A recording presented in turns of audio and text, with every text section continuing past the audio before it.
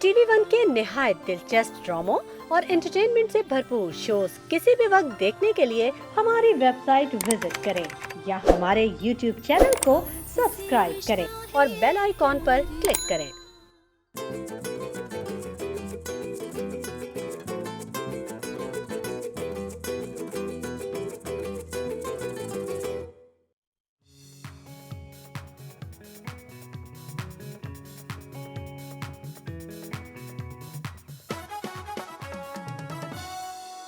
अस्सलाम वालेकुम ख़वातीन और हज़रात, a very good morning to you from TV one from the Morning Star. एक नया दिन, एक नई सोच लेके हम आपके सामने हाजिर हैं। कल के शो की हमें बड़ी अच्छी फीडबैक आई, उसके लिए आप सबका बहुत बहुत शुक्रिया। आप हमारा शो देखते हैं, पसंद करते हैं और जितना भी आप सजेशंस देते हैं प्लीज़ थोड़ा सा आपको उसमें पेशेंस की भी ज़रूरत है, क्योंकि हमारा पूरा हफ्ता एक साथ ही प्लान होता है। तो जो कुछ भी सजेशंस मिसेस नजमा ने दी हैं हमें फैसलाबाद से, मिसेस समीर ने दी हैं इस्लामाबाद से, जो सजेशन हमें इलियास आफरीदी साहब ने दी है फ्रॉम पेशावर, हम वो सारी जो सजेशंस हैं हमारे शो को लेके, जिन गेस्ट को आप लोगों ने रिक्वेस्ट किए बुलाने के लिए, देखिए क्रिकेटर्स की जो आप रिक्वेस्ट करते हैं उसमें सबसे ज़्यादा प्रॉब्लम ये होता है कि वो लोग बिज़ी होते हैं, हमें टाइम निकालना पड़ता है। लेकिन आपसे वादा करते हैं कि ज़रूर इंशाल्लाह आने वाले शोज़ में हम आपके सामने अपने क्रिकेट स्टार्स, जो हमारे स्पोर्ट्स स्टार्स हैं, उनको ज़रूर लेकर आएंगे, चाहे वो हमारी वुमेंस क्रिकेट टीम से हो, चाहे मेन क्रिकेट टीम से हो, या चाहे वो डिसेबल्ड क्रिकेट टीम से हो। ये आपसे एक वादा रहा। आज की थॉट ऑफ द डे क्या है, मैं आप लोगों को एक चीज़ बहुत दिनों से सोच रहा था बताने के लिए। आज मैं आपसे दो बातें करना चाहता हूँ। एक बात तो ये कि हमें किसी भी किस्म की वैलिडेशन की लोगों से क्यों ज़रूरत पड़ती है। हम क्यों चाहते हैं कि लोग हमें पसंद करें, हम क्यों चाहते हैं कि लोग हमें बताएं कि तुम बहुत अच्छे हो, तुम बहुत बुरे हो। सबसे पहले जो आपका मुवाजना है वो आपको खुद करना चाहिए। आपको खुद पता होना चाहिए कि आप बज़ाते खुद एक इंसान कैसे हैं, बज़ाते खुद एक प्रोफेशनल कैसे हैं। और ये दो चीज़ें हो गई। देखिए बड़ा ज़रूरी है कि जो भी काम आप करते हो वो दयानतदारी से आप कर रहे हो, उसके अंदर एक्सेल कर रहे हो। क्योंकि देखिए कोई भी चीज़, अगर आप कोई भी पौधा लगाएंगे उसके अंदर अगर आप गंदा पानी डालेंगे तो क्या आप कॉन्फिडेंटली उस पौधे का फल खा सकते हैं जब वो दरख्त बनेगा? हरगिज़ नहीं। आप जब भी कोई पौधा लगाते हैं तो उसके अंदर आप अपना खुलूस, अपनी मोहब्बत और साफ़ पानी डालते हैं। इसी तरह आपका काम भी है। जो भी काम करें दयानतदारी से करें, फुल फोर्स से करें, अच्छे दिल अच्छी नीयत के साथ करें, तो जो फल आएगा बहुत ज़्यादा आएगा और वो खाने में भी आपको बहुत ज़्यादा मज़ा आएगा। उसके साथ साथ जब फल और पौधों की हम बातें करते हैं, हम लोग अपने किचन के अंदर कितना ज़्यादा काम कर रहे होते हैं। और एक चीज़ जो मैं बहुत सारी फैमिलीज़ में, बहुत सारे घरानों में देखता हूँ, ये कि बहुत सारा खाना बच जाता है जो फेंक जाता है। ख़बरदार, ये बिल्कुल नहीं करना। जो खाना बच रहा हो, अगर आप ये सोच रही हो कि अरे अब मैं किसको जाके दूंगी, अरे अब कहाँ जाके दूंगी, वो खाना फेंकने से बेहतर है कि आप चिड़ियों को डाल दें। वो खाना फेंकने से बेहतर है कि आप पौधों में डाल दें। क्योंकि देखिए चरिंद परिंद पौधे ये हमारा इकोसिस्टम का एक हिस्सा हैं, ये हमारे साथ को एग्जिस्ट करते हैं। इनको भी खाने पीने की उतनी ही ज़रूरत है जितनी हमें है। बहुत सारे जो छिलके होते हैं वो अगर आप अपने गार्डन के अंदर डालेंगे या कोई प्लांट्स अपने घर में रखे उनमें डालेंगे, of course they will flourish. अगर आप उसी तरह कोई चीज़ें अपने उसमें जो चिड़ियों को डालेंगे, जिस तरह दाना दाल होता है, पुराने राइस घर में जो चावल बच जाते हैं वो होते हैं, प्लीज़ उसको वेस्ट मत कीजिए। अपने चरिंद परिंद का ख्याल रखिए, उनसे भी दोस्ती कीजिए, अपने पौधों से दोस्ती कीजिए, अपनी एनवायरनमेंट को हरा भरा ग्रीन बनाते रहिए। ये मेरी आज second thought of the day. तो दो चीज़ें हमेशा आपने याद रखनी है कि जो भी आप काम कर रहे हो वो आपने 100% करना है। कोई आपको बता नहीं सकता कि आप बुरे हैं या आप अच्छे हैं, या आपको खुद पता होगा और पता होना चाहिए। क्योंकि जब आप रात को सोते हैं तो आपको अच्छी तरह से पता होता है कि आज मैंने बिल्कुल सही काम किया और आज मुझे अच्छी नींद आएगी। तो ये एक उसी तरह की बात है जैसे मैंने आपको पहले की कि जो आप पौधा लगा रहे हैं उसके अंदर आपने बिल्कुल साफ़ पानी डालना है। और ये जो आपकी दयानतदारी आपके काम के साथ, आपके रोज़मर्रा की ज़िंदगी के साथ, ये आपको बहुत ज़्यादा फल देगी, ये फ्लरिश करेगी। और उसके साथ साथ जो खाना मैं आपको कह रहा हूँ बिल्कुल भी नहीं ज़ाया करना, बिल्कुल भी नहीं। काफ़ी दफ़ा ऐसा होता है, मैं देखता हूँ कि लोग अपने जो पेरेंट्स होते हैं वो बच्चों के लिए बहुत ज़्यादा मील्स ऑर्डर कर लेते हैं, ज़्यादा खाना ऑर्डर कर लेते हैं और फिर वो बच्चे नहीं खाते, एक निवाला लेके छोड़ दिया, and then you know it goes to waste, कि वो फेंक देते हैं। नहीं, you don't have to waste the food. There are lot of kids outside on the roads. बहुत सारे ऐसे लोग हैं, बहुत सारे ऐसे बच्चे जो खाना जिनको नहीं मिल रहा होता, उनका भी ख्याल रखें। अपने इकोसिस्टम का बहुत ख्याल रखें। कोई भी वेस्ट हो, चाहे वो छिलकों की सूरत में हो, चाहे पुराने खाने की सूरत में हो, उसको फेंकना नहीं है, उसको अपने गार्डन में या चिड़ियों के लिए डाल दें। लेते एक छोटा सा ब्रेक, कहीं मजा आएगा। Watching the Morning Star, we will be right back.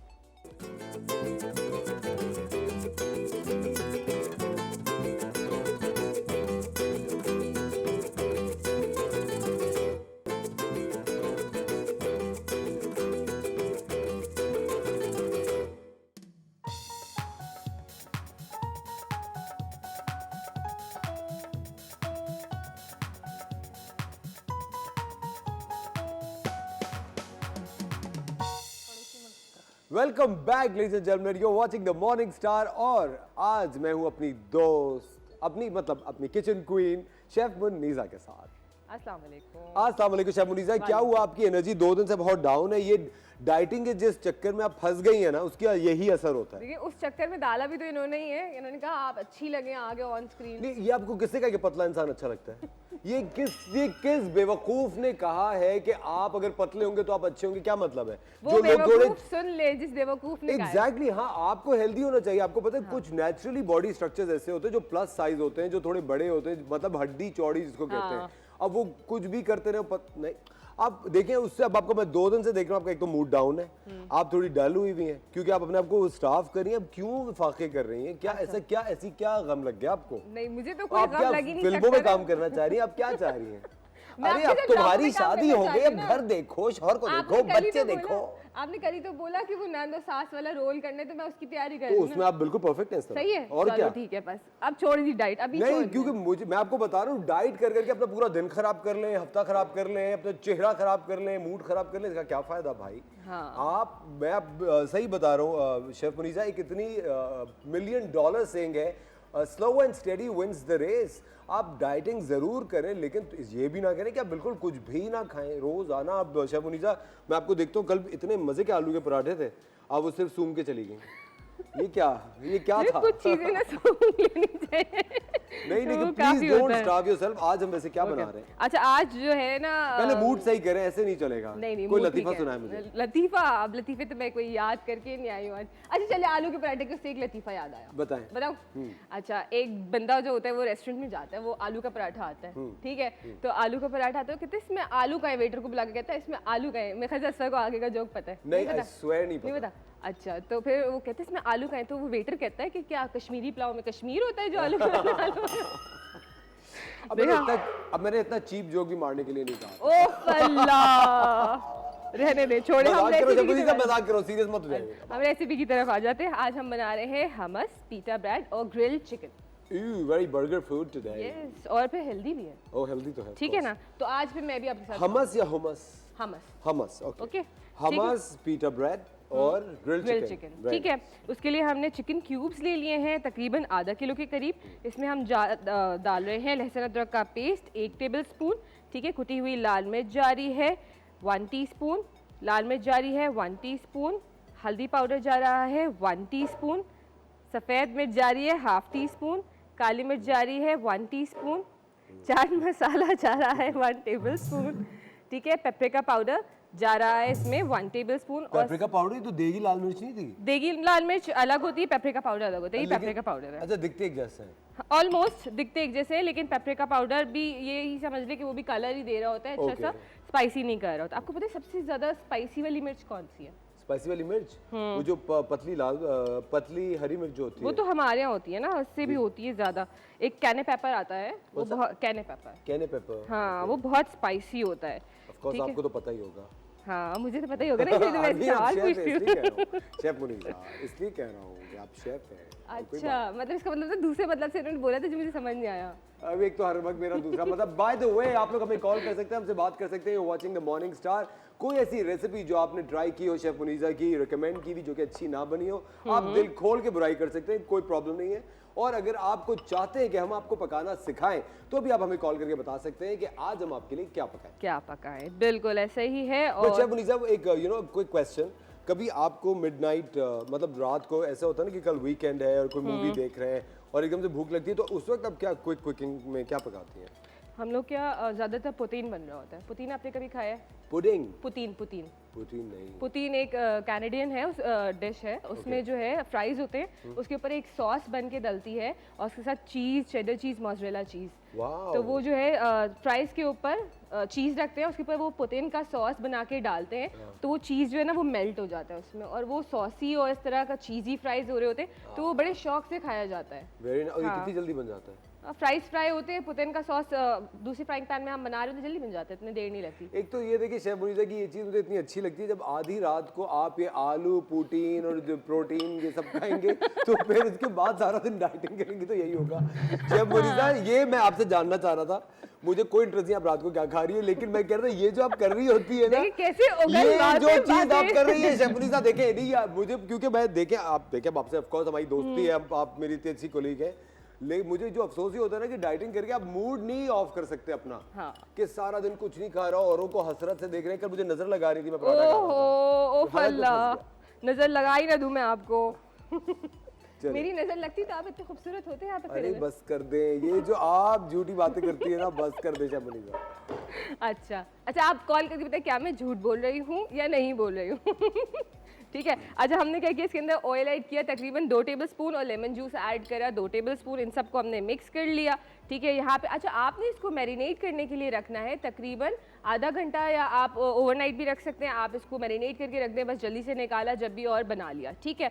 हम इसके अंदर थोड़ा सा ऑयल ऐड करेंगे, बहुत ज़्यादा जो है वो ऑयली नहीं होगा। आप बटर भी शामिल कर सकते हैं, तकरीबन 1 से 2 टेबलस्पून जितना मैं ऑयल शामिल कर रही हूँ इसके अंदर। ठीक है। ऑयल हमारा गर्म हो जाता है तो हम ये चिकन को जो है इसमें कुक कर लेंगे। जो बता रहे हैं हम रेसिपी, इसमें जो आपको पता है हमस जो है एज अ डिप भी सर्व होता है, एज अ स्प्रेड भी लोग यूज़ करते हैं और बहुत हेल्दी होता है। जो लोग बहुत ज़्यादा डाइट कॉन्शियस होते हैं वो हमस खाते रहते हैं। हाँ, वो हमस खा सकते हैं। एग्जैक्टली। और हमस बेसिकली एक मिडिल ईस्टर्न डिश है जी। जो कि अभी हम लोग मतलब you know everywhere in the world hummus खाई जाती है, स्पेशली पाकिस्तान में तो आजकल बहुत सारे लोग खाते हैं because it's very healthy. By the way it's time for a very tiny break. आप लोग कहीं मत जाएगा, आप देख रहे हैं द मॉर्निंग स्टार। हम किचन क्वीन के साथ आज बना रहे हैं हमस, पीटा ब्रेड और grilled chicken. So don't go anywhere, will be right back.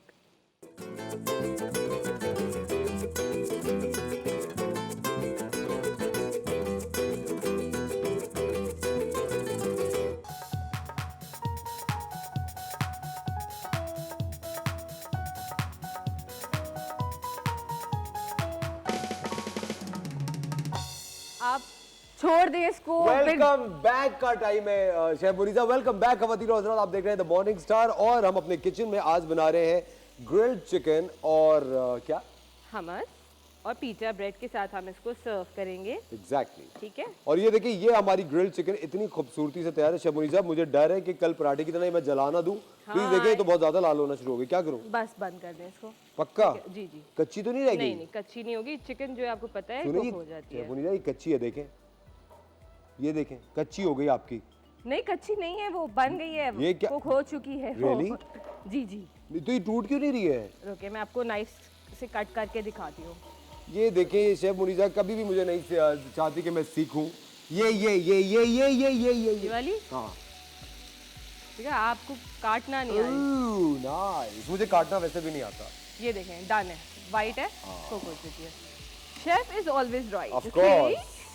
मैं तो अभी सीख रहा हूँ, देखे मैं तो तस्लीम कर चुका हूँ कि मैं इस वक्त अपनी ट्रेनिंग पीरियड में हूँ। ट्रेनिंग पीरियड में है आप। और हमने जग कहाँ रख दिया? ये रहा। सुने शेफ मुनीसा, आप क्या करना है इसके साथ?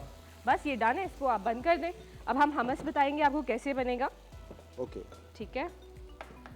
सुने तो ये इसके ऊपर लहसुन वगैरह नहीं डालना? ये हम डालेंगे ना, इसमें हमस में डालेंगे हम। Okay. अच्छा, हमस की तरफ आ जाते हैं। हमस की बेसिक इंग्रेडिएंट्स जो है वो है गार्लिक, चिकपीस यानी कि छोले। छोले हमने क्या किया था, चने वाइट वाले, हमने इसको जो है वो बॉईल कर लिया था, ओवरनाइट सोक करा और इसको हमने बॉईल कर लिया। इसके अंदर आपने थोड़ा सा मीठा सोडा शामिल करना है। ठीक है। और जो है मीठा सोडा से क्या होगा कि बहुत ज़्यादा मुशी हो जाएगा। ठीक है, बहुत ज़्यादा कुक हो जाएगा। तो हमें इतना पकाना है कि ये बिल्कुल ही जो है वो इस तरीके से हम प्रेस करें तो ये डन हुआ हुआ हो। ठीक है। अब इसको हम इसके अंदर शामिल करें। तकरीबन हम जो है 250 ग्राम के हिसाब से आपको बता रहे हैं, हम 250 ग्राम हम इसमें शामिल कर रहे हैं। ठीक है। ये हमने इसके अंदर चिकपीस शामिल कर दिए। ओके। अब साथ इसमें जा रहा है ऑलिव ऑयल एक्स्ट्रा वर्जन। ठीक है। आपके पास अगर नहीं है तो आप नॉर्मल वेजिटेबल ऑयल भी यूज़ कर सकते हैं, लेकिन वो ऑयल यूज़ करिएगा जिसका फ्लेवर बहुत ज़्यादा ना हो। ठीक है। तो ये हम इसके अंदर तकरीबन एक्स्ट्रा वर्जिन में ज़्यादा फ्लेवर नहीं होता। ठीक है, ये हम इसके अंदर शामिल कर रहे हैं। साथ इसमें जा रहा है सॉल्ट, हस्बे जायका। हस्बे जायका। ठीक है, ये हम इसके अंदर शामिल कर रहे हैं। सॉल्ट आ गया। ठीक है। और गार्लिक, अब आप जो बोल रहे थे ना गार्लिक, हाँ प्लीज थोड़ी सी गाजर खा लें शेफ मुनीसा, आप में ताकत आएगी। नकाहत से बुरा हाल हो चुका है। हाँ जी बिल्कुल। अच्छा, और इसके अंदर जाएगा तकरीबन 2 टेबलस्पून के करीब ताहीनी पेस्ट। ठीक है, वो हमने इसमें शामिल ऑलरेडी कर दिया था। ताहीनी पेस्ट क्या है? ताहीनी पेस्ट बेसिकली तिल से बनता है और ऑयल से बनता है। तिल को रोस्ट करके आप जो है ऑयल के साथ ब्लेंड कर ले तो ताहीनी पेस्ट बन जाता है। ठीक है, अब इसके अंदर जा रहा है जो इसका सीक्रेट इंग्रेडिएंट समझ लें कि इसके अंदर आइस्ड वाटर जा रहा है। अच्छा, ठीक है, बर्फ वाला पानी। बिल्कुल, आप देखिए इसमें आइस आपको नजर आ रही होगी। ठीक है, ये आइस वाटर जा रहा है, लेकिन ये हमें थोड़ा आराम से शामिल करेंगे, बहुत ज़्यादा आपने शामिल नहीं कर देना। उससे होगा ये क्या आवाज आई है, क्या आवाज़ आई है ना। तो उससे होगा ये कि जो है हमारा हमस जो है वो उसका जो टेक्सचर, फ्लफी टेक्सचर हमें चाहिए होता है वो होगा, स्मूथ होगा। ठीक है, और बहुत ज़्यादा जो है हमें रनी नहीं करना इसको। ठीक है, हम इसको ब्लेंड कर लेंगे। हम इसको एनिक्स के ब्लेंडर पे ब्लेंड करें। बिल्कुल।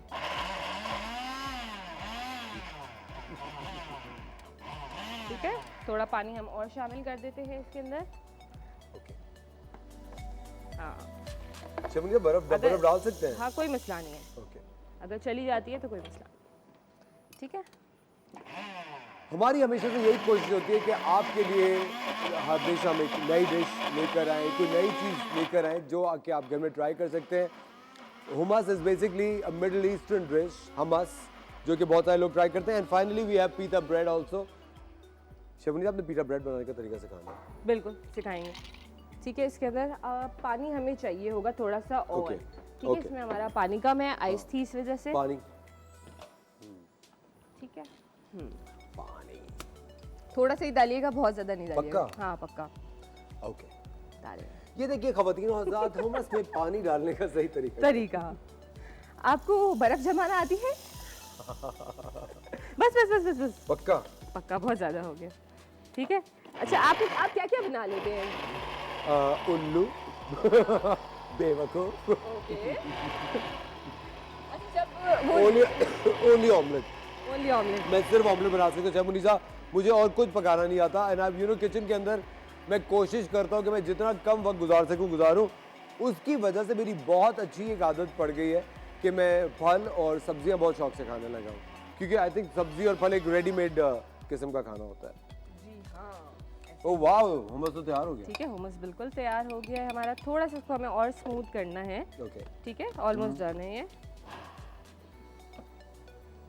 शेफ मुनीसा, आप बेसिकली क्या क्या बना सकते हैं? और इसके अलावा ये जब कुछ रेसिपीज बता रही हैं, मिडनाइट रेसिपी। हाँ, मैं तकरीबन सब कुछ ही अल्हम्दुलिल्लाह बना लेती हूँ, लेकिन बात ये कि बहुत सी चीज़ें ऐसा भी होता है कि हमें नहीं आती हैं, लेकिन सीख लेते हैं हम। हमेशा मैं कहती हूँ कि लर्निंग फेज आपका रहता है।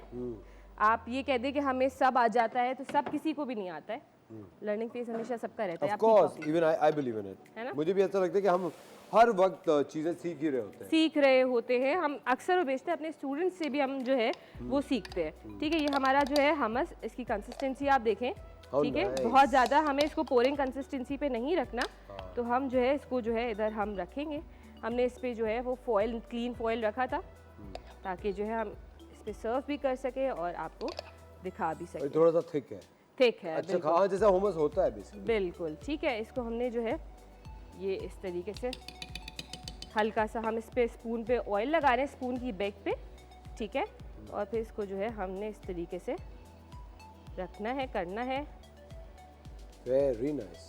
ये आपने देखा ऑयल लगाने से ये स्टिक नहीं हुआ स्पून के ऊपर, और ये इस तरीके से हमने इसको अच्छा टेक्सचर आ गया। टेक्सचर जो हम कमर्शियली जो है जिस तरीके से जाते हैं और हमें जो है वो सेट हुआ हुआ मिलता है।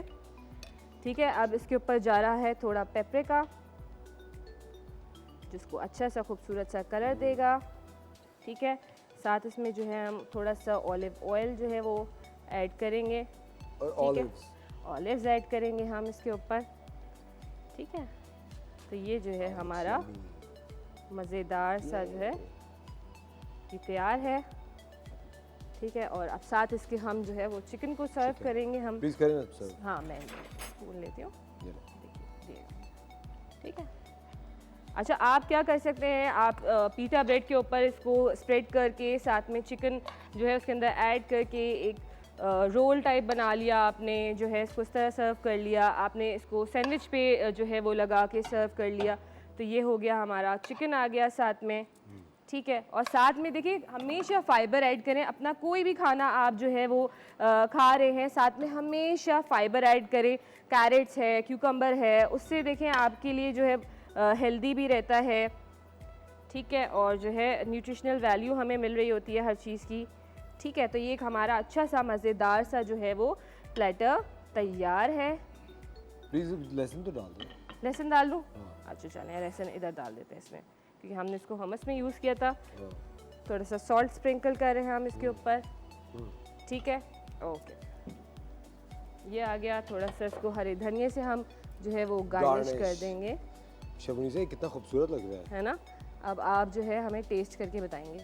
How nice, best.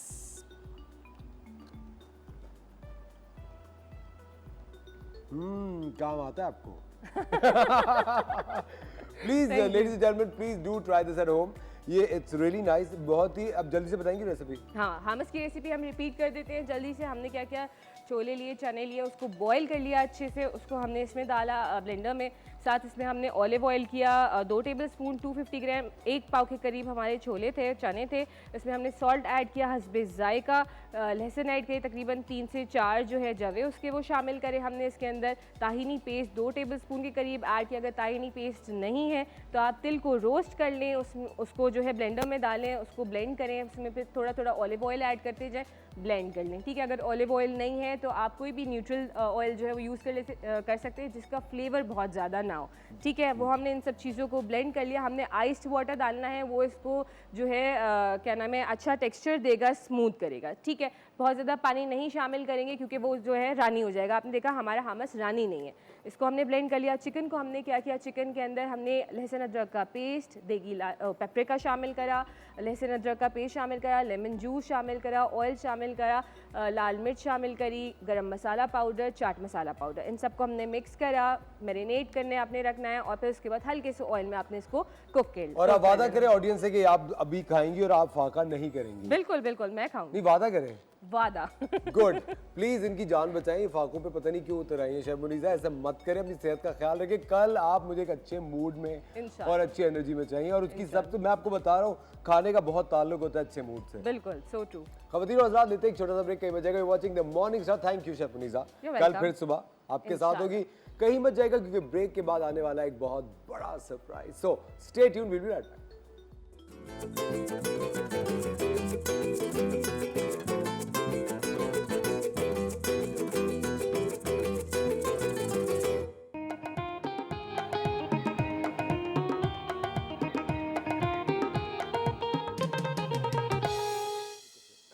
अस्सलाम वालेकुम ख़वातीन और हज़रात, एक बार फिर हम आपको खुशामदीद कहते हैं। द मॉर्निंग स्टार में सलाम बार बार करते रहना चाहिए क्योंकि सलाम बेसिकली एक दुआ है। ऐसा नहीं कि आपने सुबह कर लिया तो फिर आप ना करें। आप जब भी एक इंसान को अगर दोबारा भी देख रहे हैं एक ही दिन में, तो आप ज़रूर सलाम करें। और इस वक्त मेरे साथ मौजूद है मेरी बहुत अच्छी दोस्त, और वो खातून जिसका आप सब बेसब्री से इंतजार करते हैं। हमारे साथ है डॉक्टर बिल्किस। अस्सलाम वालेकुम। अस्सलाम वालेकुम, कैसे हैं आप? अल्हम्दुलिल्लाह ठीक ठाक। और सलाम में पहल भी करनी चाहिए। बिल्कुल सही बात है, सलाम में पहल। आपको पता है सलाम में पहल करने से दिल की कदूरतें जो होती हैं वो दूर होती हैं। और दूसरी चीज़ ये है कि अगर कभी कोई ऐसा इंसान आप इनकाउंटर करें जिससे आपको दिल ना मिलता हो, या आपको कोई तलखी हो माजी की, जो आप कहते हो यार अब इससे मिलना पड़ेगा, उससे आप जितनी गर्म जोशी से सलाम करेंगे ना, उतना आपका दिल साफ होगा। और दिल अल्लाह ताला का घर है, प्लीज उसको साफ रखना है आपने। आप कैसे अल्लाह ताला का घर गंदा रख सकते हैं? अपना दिल हमेशा साफ रखें। शेफ मुनीज़ा को भी मैं यही बता रहा होता हूँ हमेशा से कि अपना दिल साफ रखें, लेकिन वो कोशिश कर रही है आजकल। हो जाएगा देखिए, कोशिश करते रहनी चाहिए, कोई मसला नहीं है। चलिए, मैं आज आपसे जो इम्पोर्टेंट बात करने लगा था वो एक टॉपिक है डॉक्टर बिल्किस, जो कि बार बार हमें लोग इंस्टाग्राम पे मैसेज करके बात कर रहे होते हैं। That is diabetes and effects on skin and health on diabetes. उसके बारे में आज हम बात करेंगे। जी बिल्कुल। अच्छा देखिए, कोई भी बीमारी हो ना तो नेचुरोपैथ कहते हैं ग़िज़ाई बिगाड़ है। यानी कि आपकी ग़िज़ा की वजह से कुछ तो ये जीन्स में होता है, जेनेटिक भी होता है। अच्छा, टाइप्स आपको पता है, सब कहते हैं 2 टाइप्स होते हैं, टाइप 1 टाइप 2। मिसाल के तौर पे एक पे पैनक्रियाज जो है वो इंसुलिन पार्शली बना रहा होता है, एक में तो बिल्कुल ही वो डैमेज हो जाता है। और अनफॉर्चुनेटली जब बच्चों में होता है, जब पता चलता है तो उनका तो बिल्कुल ही जैसे वो इंसुलिन उनको लेना पड़ता है।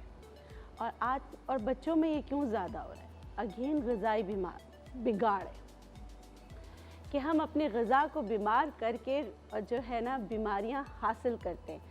हम एक किस्म का खाना खाते हैं, ज़बान का जायका हमें पता होता है। जैसे मैं सुन रही थी मेकअप रूम में, आप कह रहे थे कि मैं सब्जियों और फ्रूट्स में ज़्यादा ले लेता हूँ, उन्हीं से मैं न्यूट्रिएंट हासिल करता हूँ। मुझे ऐसा लगता है डॉक्टर बिल्किस के वो एक बना बनाया खाना है। जी बिल्कुल बिल्कुल, अल्लाह की तरफ से, अल्लाह की कुदरत तरफ की से तरफ से एक इनाम है हमारे बिल्कुल। लिए। कभी कभी ऐसा मूड भी हो रहा होता है ना, आप अग्री करेंगी कि कुछ मीठा खाने का दिल नहीं चाह जी। रहा, तो मैं फिर पपीता खा लेता हूँ नींबू डाल के। ठीक माशाल्लाह, है। हाँ सही। हाँ, मतलब ये अपनी जो मैं एक अपनी तख्लीक की भी रेसिपीज है मेरी। आपको पता है इससे क्या होगा? इससे एज साइन बहुत देर में आएंगे, क्योंकि Aging। देखिए एजिंग बहुत देर से अभी तो देखिए वैसे ही मेरी उम्र तो कोई आई थिंक 25 के करीब। हाँ नहीं ज़्यादा बता रहे हैं, मैं तो 20 समझ सही रही हूँ। बताया। आप मेरा नहीं पूछिएगा।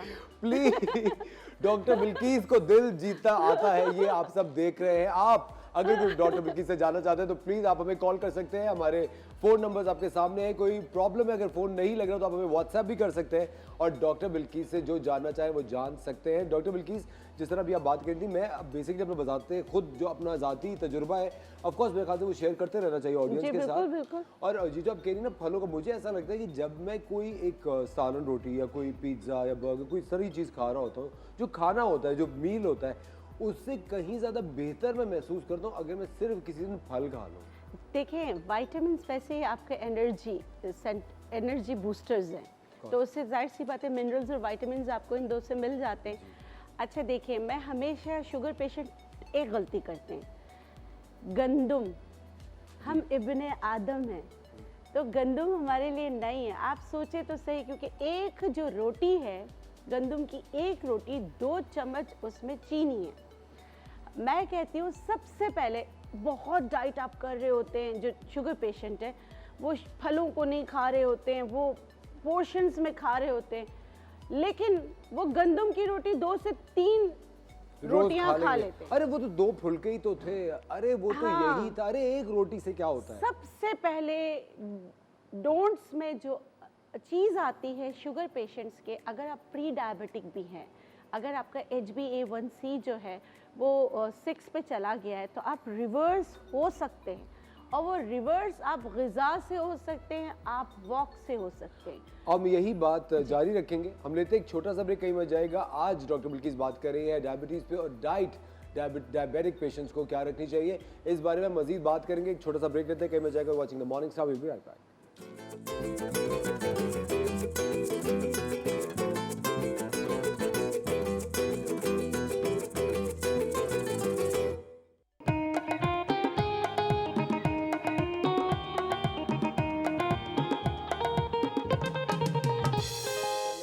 वेलकम बैक खवातीन और हज़रात, आप देख रहे हैं द मॉर्निंग स्टार। हमारे साथ डॉक्टर बिल्किस मौजूद हैं और आज हम बात कर रहे हैं डायबिटीज़ पे। क्यों, इसकी वजह क्या है? क्योंकि मैं आपको एक बताता चलूँ, एक fact. According to the study 2030 तक पाकिस्तान अनफॉर्चुनेटली दुनिया के उन 5 ममालिक में होगा जहां सबसे ज़्यादा डायबिटिक पेशेंट्स होंगे, खुदा न खास्ता। ये एक सर्वे से पता चला है कि बाय 2030 तकरीबन कोई 8 साल के बाद 2030 तक पाकिस्तान उन 5 मुल्कों में होगा जिनमें अल्लाह सबसे ना ज़्यादा, करे। अल्लाह ना करे, अल्लाह ना। लेकिन उसकी सबसे बड़ी जो वजह है, जो मैं हमेशा कहता हूँ डॉक्टर बिल्किस, वो है लापरवाही। बिल्कुल ग़िज़ाई पहली चीज कि बिगाड़। हमें क्या होगा, अरे हम तो घर का खाना खाते हैं। हाँ, और घर की रोटियां खाते हैं, घर की रोटी चक्की की रोटी खा रहे हैं। हाँ एग्जैक्टली। अच्छा, मैं अपने पेशेंट्स को कहती हूँ कि भाई आप गंदम नहीं, मैं तो चक्की की खाती हूँ। अच्छा, किसी को बंद कर दो कि आपने रोटी नहीं खाना, वो डबल रोटी खाना शुरू हो जाता है। कह रहे आपने तो रोटी मना किया था। मैंने कहा ओ वही है, तो इससे भी खराब है। हाँ। नहीं लेकिन डॉक्टर बिल्किस, वैसे भी मुझे एक चीज समझ में नहीं आती कि हमें हमारे मुल्क में इतना रोटी का ऑब्सेशन क्यों है कि रोटी जरूर खाएं, बताएं। हाँ, कुछ ममालिक, वैसे हमें शुक्र अदा करना चाहिए कि हम एक ज़राई मुल्क है। कुछ ममालिक है वहाँ पे मिट्टी खाई जाती है। मिट्टी खाइए। आप देखिए कितने अफ्रीका के कितने ममालिक हैं जहाँ पर जो है उगाली कह के वो दूसरी चीज़ें होती हैं, वो उसमें मिट्टी वगैरह मिला के खाई जाती है। हमें शुक्र अदा करना चाहिए, इसको ज़ाया नहीं करना चाहिए। इसकी अहमियत अपनी जगह, लेकिन इसकी ज़्यादती ख़राब है। हमारे यहाँ लोगों को खानों से प्यार है। बिल्कुल। हमारे यहाँ अगर आप देखें दावतों में खाना, होटलों में खाना, और अगर आपका इंटरटेनमेंट का कोई जरिया है, चलो फलां जगह के फलां चीज़ बहुत अच्छी है, वहाँ से खा कर आते, खाकर फ़ौरन बिस्तर पर गिरते। अभी आप बात कर रहे थे शेफ़ से, उसने कहा कि मैं रात को तो फ्राइज और चीज मुझे हंसी आ रही थी, लेकिन ये चीज़ें भी नहीं ना, मिडनाइट डील्स जो होते हैं वो भी आपको बीमारी की तरफ लेके जाते देने हैं। में मदद फराहम करते हैं। बिल्कुल सही बात है ना? मिडनाइट डील्स तो बहुत खतरनाक होती है, लेकिन आपको पता है उस वक्त हम इतना ज्यादा एक उसमें टेम्पटेशन में खो चुके होते हैं। हमारे साथ एक कॉलर है, उनसे बात करते हैं। हेलो जी, अस्सलाम वालेकुम।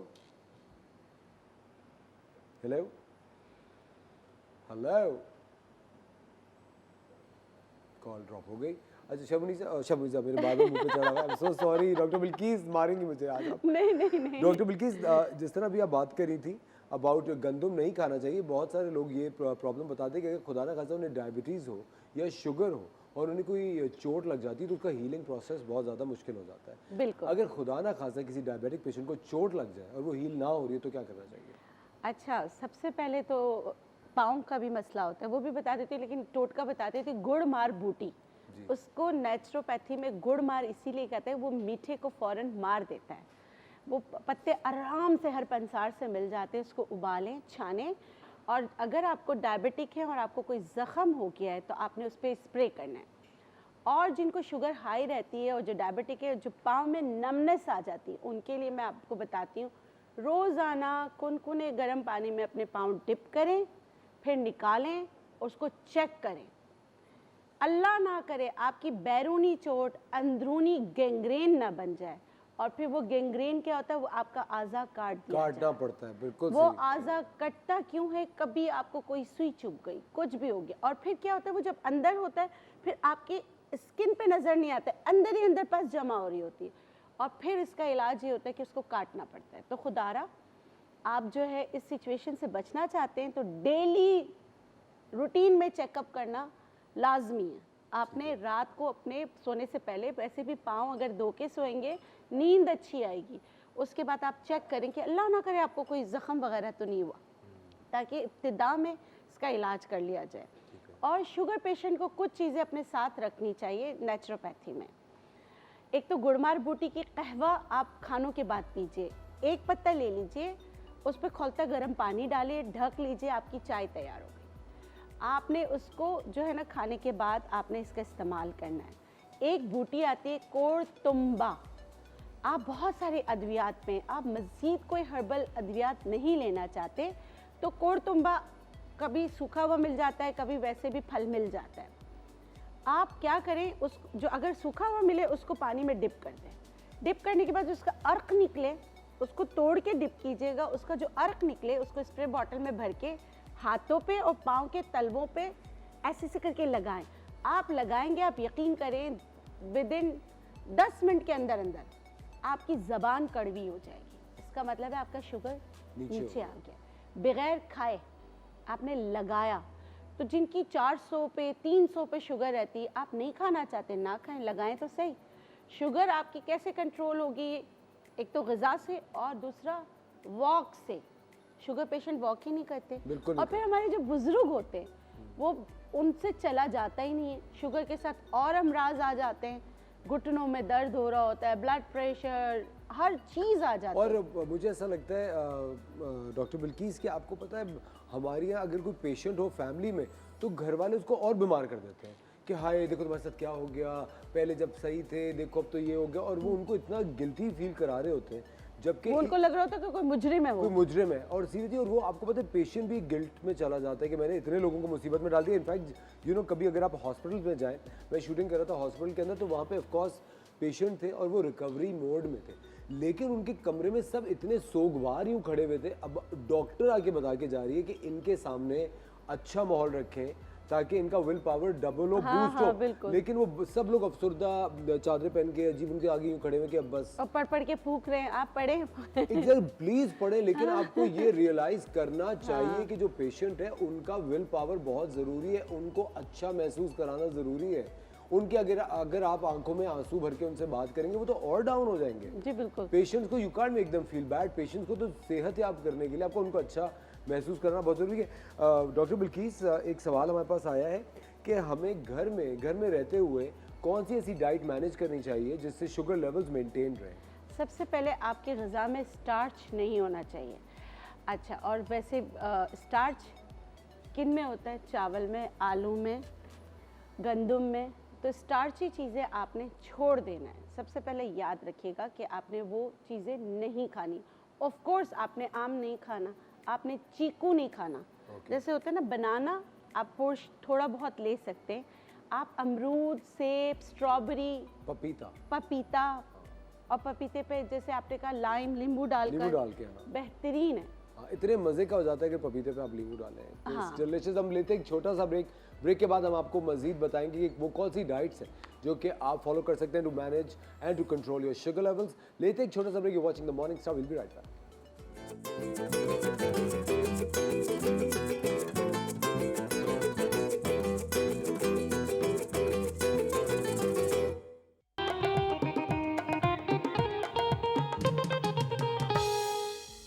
ख़वातीन और हज़रात, एक बार फिर हम आपको द मॉर्निंग स्टार में खुश आमदीद कहते हैं। डॉक्टर बिल्किस हमारे साथ मौजूद हैं और हम आपको बता रहे हैं कि वो कौन सी डाइट है जो कि आप फॉलो करके अपना शुगर लेवल मेंटेन कर सकते हैं if you are a patient of diabetes. अच्छा, सबसे बिल्कुल करेले बहुत अच्छे होते हैं, नीम के पत्ते बहुत अच्छे होते हैं। ये इतना शुगर का मतलब है कि आई am so sorry doctor Bilkis, एक कॉलर हैं जो आपसे बात करना चाहते हैं, उनसे बात करें। हेलो, अस्सलाम वालेकुम। वालेकुम जी बेटे, मुझे डॉक्टर साहब से बात करनी है, लेकिन माजरत ये बेटा कि मेरा जो सवाल है वो आज के टॉपिक से हटकर है। तो अगर डॉक्टर साहिबा मेहरबानी करें तो मुझे सिर्फ प्लीज़ थोड़ा सा मुझे बता दें से कि बेटे डॉक्टर साहब, मैं आपसे राब्ते के लिए बहुत कोशिश कर रही हूँ, लेकिन मेरा आपसे कहीं हो नहीं पा रहा। आप इतने प्यार से बात कर रही हैं, प्लीज़ आप पूछे सवाल प्लीज़। बहुत बहुत शुक्रिया बेटे। डॉक्टर साहब, मैं काफ़ी सालों से बीमार रही हूँ। तो मुख्तसर ये कि अब 6 साल से शुगरन सिंड्रोम की मैं पेशेंट हूँ। उसमें मेरा पोटेशियम वगैरह सब सिफर पे चला गया है। मेडिसिन मैं ले रही हूँ, वो सब चीज़ें तो एक तरफ, फॉलिक एसिड, विटामिन डी और दुनिया के सारे सप्लीमेंट्स लेती हूँ, तो मैं सुबह से रात तक मेरा दिन गुजरता है। उसके साथ इस वक्त सबसे ज़्यादा मुझे तकलीफ ये चीज़ है ना डॉक्टर साहब, मुझे बंद नज़र ने इतना तंग किया हुआ है। उसमें क्या होता है, मेरे सर में दर्द हो जाता है तो मुझे पेन किलर लेनी पड़ती है। वो मेरे दिमाग अब सुन हो रहा है, मुझे सही नजर नहीं आ रहा। आप यकीन जाने, सुनने में, कहने में शायद लोग सुन रहे हो कि बहुत छोटी चीज, बहुत अजियतनाक चीज है ये बंद नजला जो है ना। अब मैंने अभी सिटी स्कैन हमारा ब्लड प्रेशर, शुगर तो नहीं, यही आया है कि सारे सर में जो है ना रेशा भर गया है। ठीक है। अच्छा, मेरी जी मेरी बात सुने। आपने कहा है कि आपका पोटेशियम 0 पे चला जाता है, आपने यही कहा है या पोटेशियम बढ़ जाता है? बस मुझे ये बता दें। नहीं, खत्म हो गया था डॉक्टर, 12 दिन आईसीयू में थी। अच्छा, पोटेशियम खत्म हो गया था?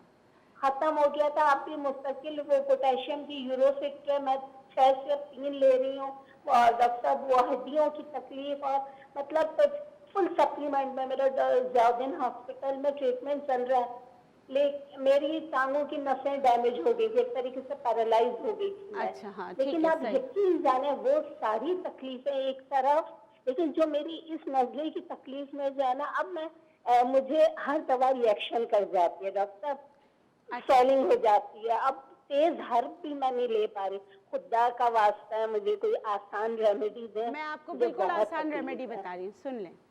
आपने क्या करना है, हल्दी, अदरक, लहसुन, काली मिर्च, हल्दी, अदरक, लहसुन, काली मिर्च, मुर्गी के पंजों की यखनी बनाएं, इसमें ये चारों चीज़ें डालें। आपने इसको उबालना है, फिर इसको रख देना है, कोई भी रख सकता है। उसमें जो चिकनाई है ये सब हटा दें, जो उसका पानी वाला पार्ट होगा वो आपने दिन में 2 बार पीना है। नीम और नमक की स्टीम लेनी है, नीम के पत्ते और नमक डालकर आपने स्टीम लेना है। और आप जो आपका जो तकिया होगा ना, जो तकिया, उसमें आप अजवाइन, नमक और ये जो पुदीना है, घर का जो पुदीना है, पुदीने के पत्ते करके आप उसमें भर दें। आप यकीन करें आपको बहुत ज़्यादा फ़र्क पड़ेगा।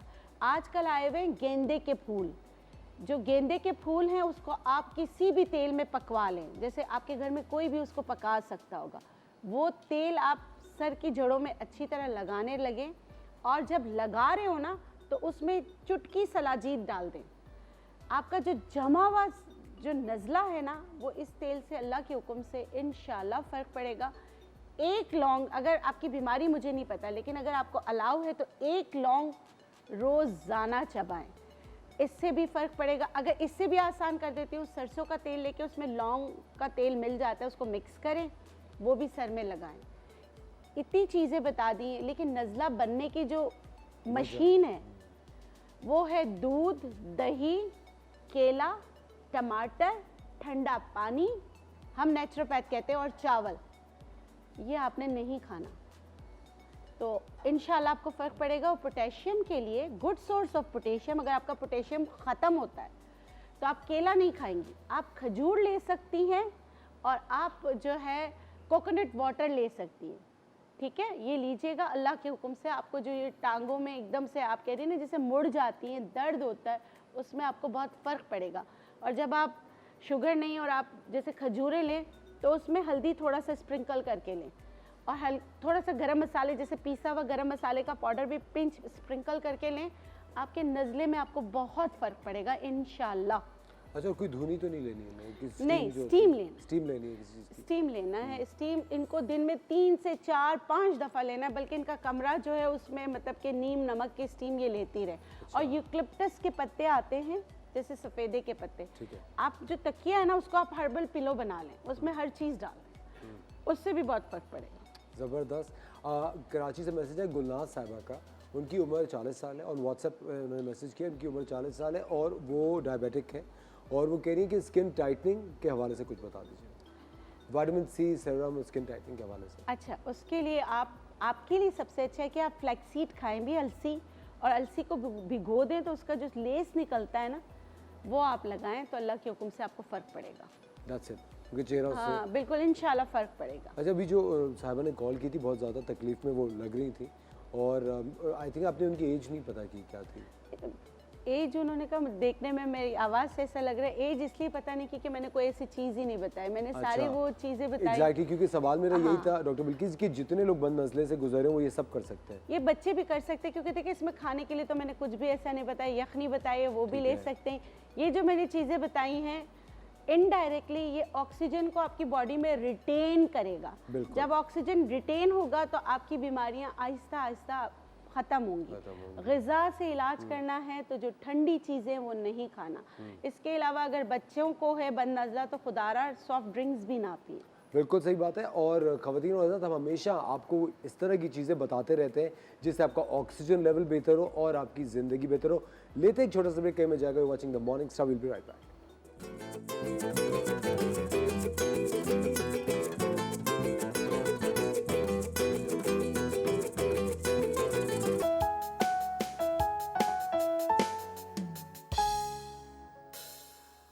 वेलकम बैक ख़वातीनो हज़रात, मैं हूं असफर रहमान, आपको एक बार फिर खुशामदीद कहता हूं द मॉर्निंग स्टार में। जिस तरह कि आप लोग जानते हैं कि हमारा जो शो है द मॉर्निंग स्टार एक मुख्तलिफ नौइयत का प्रोग्राम है। इसके अंदर हम बहुत ज़्यादा फोकस करते हैं आपकी इंफॉर्मेशन को बेहतर करने पे। हम बहुत ज़्यादा कोशिश करते हैं कि आपकी सेहत बेहतर हो, आप अच्छा महसूस करें। हम आपके लिए योगी प्रैक्टिशनर्स लाते हैं, हम आपके लिए डॉक्टर्स लेकर आते हैं, हम आपके लिए डिफरेंट तरीके के वो लोग लेकर आते हैं जो कि आपकी ज़िंदगी में नए जज्बात और एक नया विजन आपकी ज़िंदगी में उजागर करें। इसी तरह हम चाहते हैं कि आपकी जो नॉलेज लीगल इश्यूज़ के ऊपर है वो भी थोड़ी सी स्ट्रॉन्ग हो। पाकिस्तान का एक बहुत बड़ा प्रॉब्लम है जो कि मैं कल सुबह भी मैंने अपना शो स्टार्ट किया था, उसी प्रॉब्लम से हमारे मुल्क में चाइल्ड लेबर एक बहुत बड़ा मसला है। छोटे बच्चों को काम पे लगा दिया जाता है। उसका सबसे बड़ा प्रॉब्लम है कि बहुत सारी फैमिलीज़ हैं जो फाइनेंशियल क्राइसिस में होती हैं, महंगाई हो गई है, घर में कैसे संभालें, पढ़ाने का बच्चों को कोई उनके पास ज़रिया नहीं होता। तो इस मुल्क में चाइल्ड लेबर तो है, लेकिन उस चाइल्ड लेबर की आड़ में बच्चों के साथ कितनी ज़्यादतियाँ होती हैं। बच्चों से उनका बचपन छीन लिया जाता है, उनसे मुस्तकबिल के ख्वाब छीन लिए जाते हैं, और वो बच्चे एक मेस्ड अप, एक कॉम्प्लिकेटेड अडल्ट्स के तौर पे सामने आते हैं। लेकिन यही तो वो बच्चे जो कि पाकिस्तान का मुस्तकबिल है। आज इसी बारे में हम बात करेंगे, इस बारे में थोड़ी सी इंटेंस गुफ्तगू करेंगे। मेरे बहुत ही करीबी दो दोस्त मेरे साथ मौजूद हैं, सादिया सिद्दीकी, सलाम सादिया, कैसी हैं आप, और उवैस सिद्दीकी साहब, सलाम। दोनों हाई कोर्ट के लॉयर्स हैं, बहुत शानदार पर्सनालिटीज़ हैं और हमेशा मेरे शो का एक परमानेंट ये फीचर हमेशा होते हैं और अपनी राय देते हैं। Starting from the ladies first, Uwais अगर आप इजाज़त नहीं नहीं बिल्कुल है बिल्कुल ना? अच्छा सादिया, जिस तरह की मैं अभी बात कर रहा था, चाइल्ड लेबर एक पाकिस्तान में बहुत बड़ा प्रॉब्लम है, और चूंकि आप एक खातून हैं और कहते हैं कि एक जो खातून होती हैं उनके अंदर ऑफ कोर्स एक मदरली इंस्टिंक्ट, एक मटर्नल इंस्टिंक्ट बहुत ज़्यादा होता है, और वो एक चीज़ों को ज़्यादा सेंसिटिवली ज़्यादा अप्रोच उनकी होती है। आप मुझे एक बात बताइए, आप कितना ज़्यादा इस चीज़ के ख़िलाफ़ हैं कि चाइल्ड लेबर के ख़िलाफ़ एक बिल पास होना चाहिए इस मुल्क में? पहले तो हमें ये समझना होगा चाइल्ड लेबर है क्या। ठीक है। चाइल्ड लेबर में ये होता है कि एक बच्चा, ठीक है, जिसको कानून डिफाइन करता है जो अंडर द एज ऑफ 14 है। अंडर 14? जी, ठीक है। वो एक बच्चे की इस्तेलाह में आएगा। ठीक है। उससे अगर आप कोई ऐसी मुशक्क़त लेते हैं जिसकी वजह से उसका मेंटल फिज़िकल डिस्टर्बेंसेस आ रहे हैं, तो वो चाइल्ड लेबर में जाता है। ठीक है। ठीक है, अब उसके लिए हमारे पास कानून मौजूद है, लेजिस्लेशंस हमारे पास मौजूद हैं, ओके। इम्प्लीमेंटेशंस की ज़रूरत है। ठीक है। और किसी भी दुनिया में अगर आप देखें तो एक मासूम बच्चे से काम लेना एक गैर फितरी सी बात है। बिल्कुल। एक छोटा बच्चा जिसकी अभी हड्डियां बन रही हैं, जिसका अभी माइंड सेट होना है, ठीक है, अगर आप उससे फिज़िकल और मेंटल टॉर्चर करेंगे, उससे काम लेंगे, तो वो आने वाला क्या फ्यूचर बनेगा हमारा? बिल्कुल सही बात है।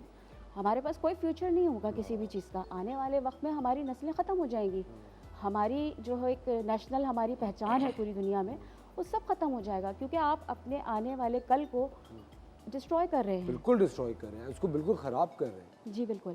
तो इस पे हमारे पास लेजिस्लेशंस मौजूद हैं। अगर बच्चों के साथ कोई जबरी मुशक्क़त लेना चाहता है तो उसके ऊपर हमारे पास कवानीन मौजूद हैं, इम्प्रिजनमेंट हो सकती है उन लोगों को, फ़ाइन इम्पोज हो सकते हैं उन लोगों को। हमारे पास सिर्फ कवानीन का पता नहीं है लोगों को। ठीक है। अच्छा, यहीं पे इसी को थोड़ा सा अगर मैं स्विच करता हूँ इस टॉपिक को उवैस, अब मुझे आप एक बात ये बताइए कि जिस तरह छोटे बच्चों के ऊपर जो मज़ालिम जो स्टेप पेरेंट्स कर लेते हैं, उनके ख़िलाफ़ क्या कोई एक्शन लिया जा सकता है?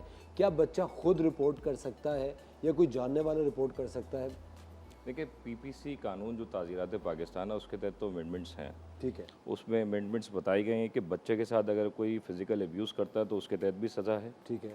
ठीक है, और अगर उसके साथ कोई बद अमल करता है उसकी भी सज़ा है, कोई ट्रैफिकिंग करता है, उनकी स्मगलिंग करता है उसकी भी सज़ा है। ठीक है। तो कानून तो मौजूद हैं। ठीक है। अब बताने का मकसद ये है कि अगर बच्चा खुद भी जा रहा है और बता रहा है कि मेरे साथ ये फिज़िकल अब्यूज़ हुआ है, तो थाने मौजूद हैं, जुरिडिक्शन में जाए और जाके बताए कि मेरे साथ ये अमल हुआ है, और उसके तहत कानून हरकत में आएगा और उनको गिरफ्तार करेगा। ठीक है। और चाहे वो फैमिली की तरफ से ही क्यों, चाहे वो फैमिली की तरफ से क्यों, लेकिन उसके ऑफकोर्स भी बच्चों के पास इतने ज़राए कहाँ होते हैं कि वो थाने जा सकें या बता सकें, क्योंकि इस तरह की इतनी ज़्यादा वीडियोस हमारे सामने आती हैं। कभी कभी वो कुछ एजुकेशनल इंस्टीट्यूट्स की होती हैं, कभी कुछ एक रिलीजियस एजुकेशनल इंस्टीट्यूशंस की होती हैं, जहाँ बच्चों को बेदर्दी से पीटा जा रहा होता है, मारा जा रहा होता है। और फिर कभी कभी इस तरह की हम लोग वीडियोस देखें। मुझे एक बात बताएं, ये जो छोटे छोटे बच्चे सड़कों के ऊपर सो रहे होते हैं, ये जो छोटे छोटे बच्चे कचरे का वो जो होता है बैगेज उठा के फिर रहे होते हैं, और उनके साथ जितनी बुराई आप अज्यूम कर सकते हैं वो होती रहती है, हम लोग इसके लिए क्यों कुछ नहीं कर सकते? देखिए, सबसे पहले जिम्मेदारी तो रियासत की है। रियासत की जिम्मेदारी है कि वो छोटे छोटे वर्कशॉप्स करे और काउंसलिंग करे बच्चों की, और बच्चों के जो एरिया वाइज के मुताबिक उनके एक छोटे छोटे शेल्टर होम्स बनाए जाएं। ठीक है। जिसमें उनकी सुपरविजन जो है गवर्नमेंट खुद करे। ठीक है। बट वैसे I am sorry to cut you, बहुत ऑनेस्टली मुझे आप बताएं, क्या कोई इसमें माफिया इन्वॉल्व होता है जो कि इन बच्चों से बिल्कुल होता है, भीख मंगवाता है? इनको बिल्कुल होता है, माफियाज इन्वॉल्व हैं तो बच्चे इतने आराम से घूम रहे हैं, वरना स्टेट तो एक्टिव है। ठीक है। और स्टेट और एक्टिव हो सकती है। अगर आप स्टेट एक्टिव हो जाएंगे तो आपको माफियाज भी नजर आएंगे फिर रोडों पर। बिल्कुल सही बात है, ऑब्वियसली। अच्छा सादिया, कभी आपके सामने कोई ऐसा केस आया about violence with a child, बच्चे के साथ कुछ बुरा हुआ वो? देखिए, पाकिस्तान में तो नॉर्मली ये तमाम चीज़ें आ रही हैं। ठीक है। ज़ैनब का केस भी हम सबके सामने ही है, बिल्कुल। ठीक है ना, और बहुत सारे केसेस हमारे सामने आ रहे हैं। ठीक है। और उसके हिसाब से पाकिस्तानी लॉज में अमेंडमेंट्स भी आ रही हैं। लेकिन मुझे एक बात बताइए, ये सारे केसेस तो हमारे सामने आ रहे हैं, लेकिन उसके बावजूद इन केसेस में कमी क्यों नहीं आ रही? उसकी वजह है हमारी गवर्नमेंट की जो प्रोसीजर्स है ना, वो इन्फोर्समेंट लॉज एजेंसीज काम नहीं कर रही हैं उस पर। Law enforcement. जी, वाक़या हो जाने के बाद फिर हम लोग जो है वो कानून को हरकत में ला रहे हैं। ठीक है। वाक़या होने से पहले आप लाइए ना। अगर आप इन्फोर्स करते हैं तभी तो आपका जो है माशरा सही चलेगा। जब कोरोना आया और जब हमारे पास लॉकडाउन लगा तो सबके ऊपर जो है वो सही तरीके से इन्फोर्समेंट आ गई लॉ की, और सब बैठ गए घर में। बिल्कुल सही बात है। ठीक है ना, वैसे तो कोई नहीं बैठ रहा था, शादियां भी हो रही थी, बर्थडेज भी हो रही थी। वो ऐसी वैसी, हाँ। हाँ, एक से बढ़कर एक इवेंट्स हो रहे थे भाई, कोई मजाक। तो इन्फोर्समेंट ज़रूरी है। इन्फोर्समेंट जब तक नहीं होगी, जब तक आप जो है ना इस पे कोई काम नहीं हो सकता। लेजिस्लेशन आप कितनी भी बना लें। लेकिन आपके ख्याल से हमें एज अ सोसाइटी अवेयरनेस पैदा नहीं करनी चाहिए कि आप छोटे बच्चों को घर में कामों पर नहीं रखें? क्योंकि अभी कल परसों मैं एक जगह पे गया था, वहाँ पर एक पूरी फैमिली खाना खा रही है, लेकिन मुलाजमा जो थी वो बेचारी कोने में बैठी हुई थी। अब देखिए, उन्होंने कोने में तो थी वो, लेकिन उसकी आप सोचिए उसके दिमाग पर तो असर होगा ना कि मैं एक आउटकास्ट हूँ, शायद मैं बहुत कमतर हूँ जो मुझे अपने साथ नहीं बिठाया। क्योंकि मेरे ख्याल से एक छोटे बच्चे का दिमाग तो एक छोटे बच्चे का ही दिमाग होगा। इस बारे में थोड़ी सी बात करेंगे, लेते हैं एक छोटा सा ब्रेक, कहीं में जाएगा। You watching the Morning Star, will be right back.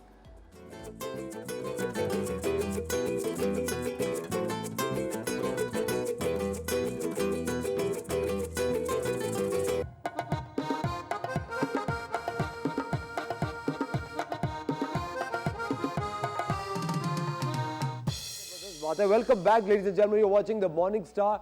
और इस वक्त सादिया ने इतनी ज़बरदस्त बात की है, जिसको Sadia full credit to you, आप इतनी ज़बरदस्त बात कर रही थी। हम लोग बात कर रहे थे चाइल्ड लेबर पे, एजुकेशनल सिस्टम पे पाकिस्तान के। एक इतनी ज़बरदस्त एक मुस्तनद बात है, वो ये है कि जितने भी गवर्नमेंट ऑफिशियल्स हैं उनके बच्चे गवर्नमेंट स्कूल्स में क्यों नहीं पढ़ते? इसकी क्या वजह है? जो लोग लेजिस्लेशन बनाते हैं उनके बच्चे गवर्नमेंट स्कूल्स में क्यों नहीं पढ़े? जो लोग गवर्नमेंट के एम्प्लॉयज़ हैं, जो लोग गवर्नमेंट चला रहे हैं, जो गवर्नमेंट के लिए काम करते हैं, उनके बच्चे गवर्नमेंट स्कूल्स क्यों नहीं जा रहे? इससे बड़ी मुनाफिकत क्या होगी? Sadia, I would like to clap on this. कितना अच्छा पॉइंट आपने इस वक्त मुझे याद करवाया है। आप मुझे बताएं, इसके रिलीफ के लिए हम क्या कर सकते हैं?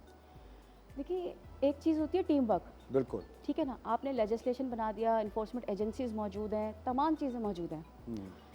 गवर्नमेंट को चाहिए कि उनके पास मौजूद है कि जी 25A के तहत वो जो है एजुकेशन भी दे सकते हैं, सब कुछ है, मगर आप टीम वर्क पे काम करें। बिल्कुल। आपने यूनियंस को अलाउ किया है स्कूल्स, कॉलेज, यूनिवर्सिटी लेवल पे कि जी स्टूडेंट यूनियंस हो, आप उनको इस्तेमाल में लाइए।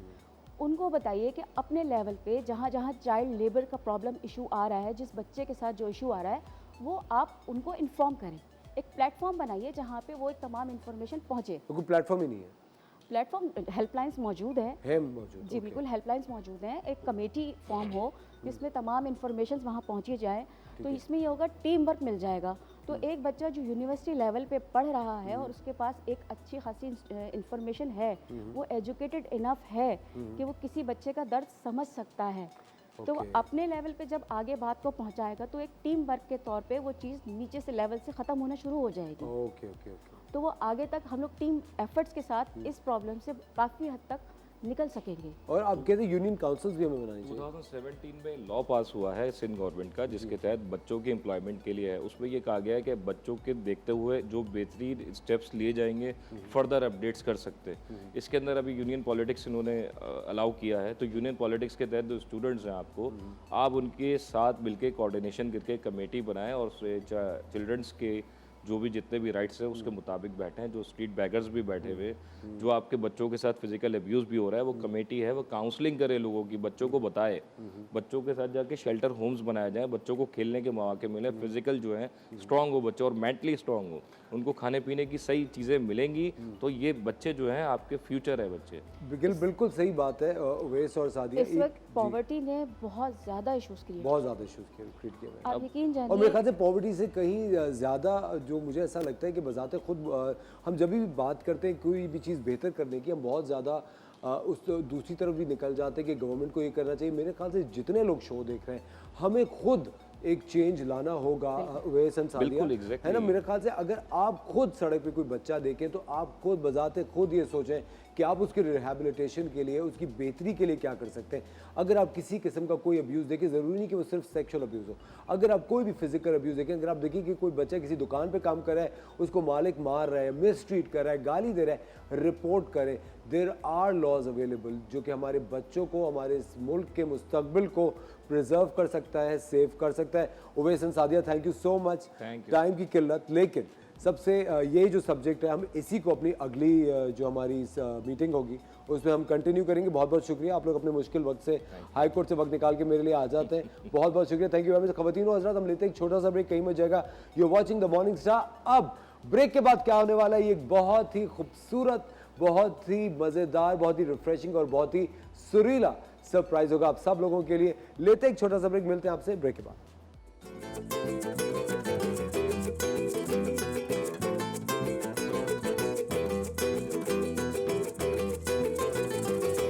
आप देख रहे हैं द मॉर्निंग स्टार और मेरी खुशी का कोई आलम नहीं है, क्योंकि जब मैं उन लोगों की महफिल में, उन लोगों की सोबत में होता हूं जिनका मैं एक बहुत बड़ा मद्दा हूं और सारी ज़िंदगी से रहा हूं और सारी ज़िंदगी रहूंगा, तो मेरी खुशी का कोई ठिकाना नहीं रहता।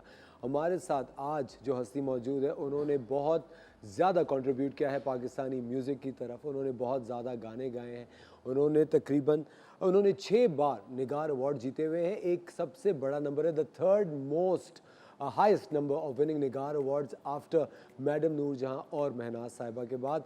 इनके मैं गानों का, इनकी गायकी का, इनकी पर्सनालिटी का एक बहुत बड़ा फ़ैन हूँ। 2017 में इनको गवर्नमेंट ऑफ पाकिस्तान ने प्राइड ऑफ परफॉर्मेंस से नवाजा। ख़वातीनो हज़रात, please welcome the highly respected, the very talented, the pride of the country, Humaira Channa Sahiba. बहुत शुक्रिया, थैंक यू।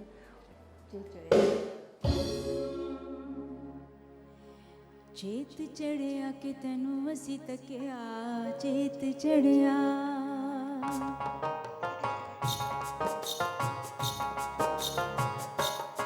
चेत चढ़िया कि तैनू असी तकिया, चेत चढ़िया कि तैनू असी तकिया। साडा जग सी वीरान अज वसिया कि नैनी ख्वाब भरे भरे। चेत चढ़िया कि तैनू असी तकिया, चेत चढ़िया कि तैनू असी तकिया। साडा जग सी वीरान अज वसिया कि नैनी ख्वाब भरे भरे। वाह डालियां दी मेंढे पई खोल दे, वाह डालियां दी मेंढे पई खोल दे। रंगां दी जंज चढ़े चढ़े, चेत चढ़िया कि तैनू असी तकिया, चेत चढ़िया।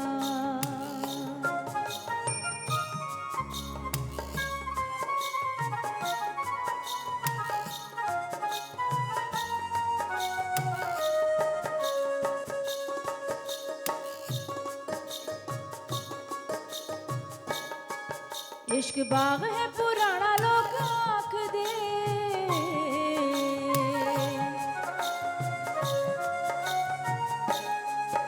इश्क बाग है पुराना लोग आँख दे। जदों मिलिए तां नवें फुल जाग दे, जदों मिलिए तां नवें फुल जाग दे। कि नैनी ख्वाब भरे भरे। रंगां दी जंज चढ़े चढ़े, चेत चढ़िया, चेत चढ़िया कि तैनू असी तकिया, चेत चढ़िया कि तैनू असी तकिया। साडा जग सी वीरान अज वसिया कि नैनी ख्वाब भरे भरे। वाह डालियां दी मेंढे पई खोल दे, वाह डालियां दी मेंढे पई खोल दे। रंगां दी जंज चढ़े चढ़े, चेत चढ़िया कि तैनू असी तकिया, चेत चढ़िया। राउंड ऑफ अप्लॉज, सब लोग जोर से तालियां बजाइए प्लीज।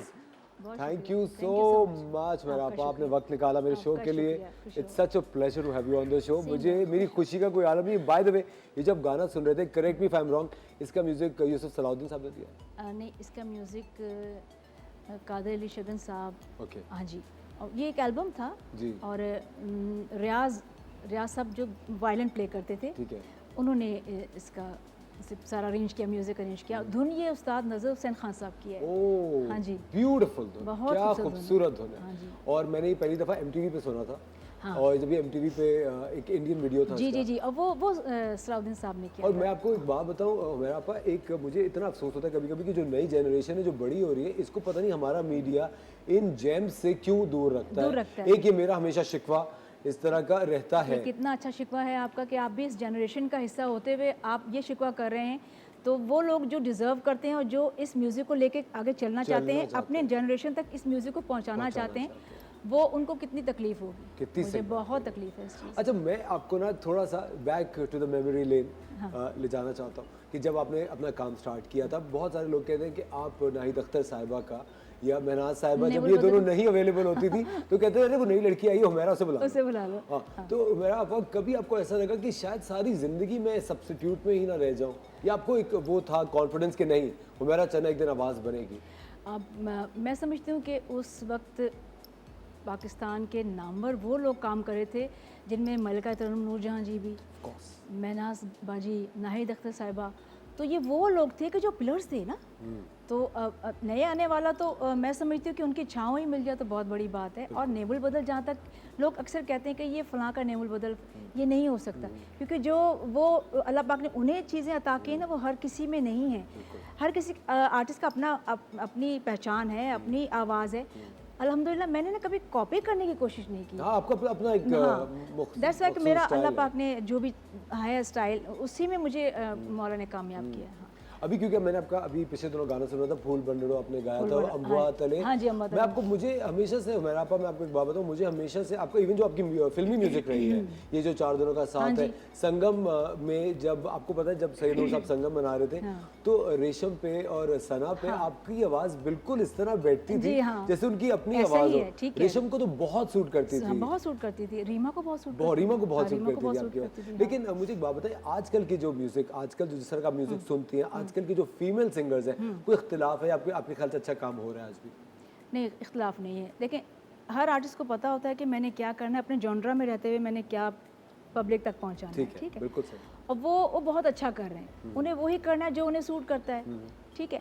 अच्छा, मैं अपनी बात अगर करती हूँ तो मुझे लाइक गज़लें गाना बहुत अच्छा लगता है, मुझे इस तरह का लाइट क्लासिकल म्यूज़िक पसंद है, तो मैंने वही चीज़ें की हैं और अल्हम्दुलिल्लाह मैं उसमें काम है, मुझे वही चाहिए। आपने कितनी ज़बानों में गाना गाया? आपके कितने सराइकी एल्बम्स हैं, आपने सिंधी में गाने गाए हुए हैं, आपने पंजाबी में गाने गाए हुए हैं, लेकिन आप मुझे एक बात बताएं, क्लोजेस्ट टू योर हार्ट कौन सी ज़बान है? क्लोजेस्ट टू योर हार्ट आपको कौन सी म्यूजिक? मुझे जो एक रिदम है ना, रिदमिक, वो सिंधी है। सिंधी में रिदम बड़ा अच्छा होता है। सिंधी में वो एक जो झोल होता है ना रिदम का, वो बड़ा मज़ेदार होता है। तो वो मुझे अच्छा लगता है। अच्छा, कभी मेरा पास जब आप पुराने, जब आप बॉलीवुड के गाने थे, अब आपको पता है बीच में बहुत मेजर टाइम ऐसा आ गया था जब बहुत ही ज़्यादा चवन्नी के गाने बनते थे, और I think that's the best way to put it. ये मैं आपको सीरियसली बता रहा हूँ, वो मतलब I think that's the best way to put it कि इस तरह के गाने बनते हैं जो कि आप फैमिली के साथ नहीं सुन सकते, या बहुत ही जारिंग आवाज़ के अंदर सुनने को मिलता था। आपने उस वक्त क्या किया? आप उस वक्त कैसे काउंटर करती थी? क्या आपने कभी इस तरह के गाने गाए? अब मैं कितनी अच्छी आपने बात पूछी है। देखो क्या हुआ, जब आहिस्ता आहिस्ता दौर चेंज होता है, लेकिन दौर चेंज इस तरह हो कि वो सपोर्ट करे आपके एनवायरनमेंट को ना, आपकी इंडस्ट्री को सपोर्ट, वो चीज़ें करें जिसमें लोगों को वो चीज़ें पसंद, लोगों को पसंद भी नहीं आता था तो शायरी अजीब सी होना शुरू हो गई, धुनें अजीब सी आना शुरू, बहुत ही अजीब सा, मैं क्या बयान करूँ। क्या हुआ, एक गाना ऐसा मुझे गाने का मौका वो दे रहे थे कि ये आप गाएं, तो उसके अल्फाज अच्छे नहीं थे। अच्छा। उसकी पोइट्री अच्छी नहीं थी, तो अम्मी मेरे साथ होती थी ज़ाहिर है, तो वो जब देखा ना, वो मुझे देख रही, मैं उनको देख रही हूँ कि ये क्या हो रहा है। तो वो मौसीक़ा बहुत बड़ा नाम था उनका, तो मैंने कहा अंकल ये शायरी तो अच्छी नहीं है। कि नहीं बेटा, ये चेंज होगी, आप रिहर्सल कर लो। मैं कहा ठीक है, मैंने रिहर्सल कर ली। ऑन द स्पॉट जब सेकंड डे वहाँ पे रिकॉर्ड करना था, तो वो सेम अल्फाज वो चेंज नहीं थे। तो मैंने फिर अम्मी ने, अच्छा मैंने नहीं कहा, अम्मी ने कहा कि भाईजान ये ना अल्फाज सही नहीं जे, तुसी कैसे चेंज करांगे, तो ऐसे चेंज नहीं हुए। तो वो कहें नहीं बहन, वो ऐसा है कि ना आप गा लीजिए, पिक्चराइज तो हीरोइन ने करवाना है ना, तो आप गा के जाए, आप गा के चले जाए, आपको क्या प्रॉब्लम है? आपको क्या प्रॉब्लम है? तो अम्मा ने कहा कि नहीं भाई, ये गाने हम लोग गाते हैं ना, मेरी बेटी गा रही है तो फैमिलीज सुनती हैं, हमारे भी फैमिलीज सुनती हैं, और मैं ऐसा नहीं चाहती कि शर्मिंदगी हो कि ये क्या गा के आ गई। सेल्फ सेंसरशिप भी होती है। आप खुश रहो। तो मैंने इनकार किया, अम्मा का नहीं बेटा, हमने उनको बड़े प्यार से मना किया कि नहीं भाई, आप हमारे भाई हैं तो ये नहीं गा सकेगी ना, तो आप मना कर। अच्छा, रिकॉर्डिंग वाला टाइम जब वोकल्स मिक्स हो रहे हैं तो हम लोग आ गए ना, और उस बात को इतना अप्रिशिएट किया गया वहाँ पे। यूसुफ खान साहब हमारे मुल्क के बहुत बड़े एक्टर थे, वो वहाँ बैठे होते थे बाहर ही, हम एवेन्यू स्टूडियो की बात कर रही हूँ, तो उनका एक वो ऑफिस था, बाहर बैठे हुए, तो मैं और अम्मा सेकंड एक रिकॉर्डिंग के लिए फिर दोबारा गए, तो उन्होंने मुझे बुलाया कि बेटा इधर आओ, रात को मैंने एक बात सुनी है कि आप गाना डिफ्यूज़ करके गए हो, क्या अल्फाज अच्छे नहीं थे। मैं कहा जी।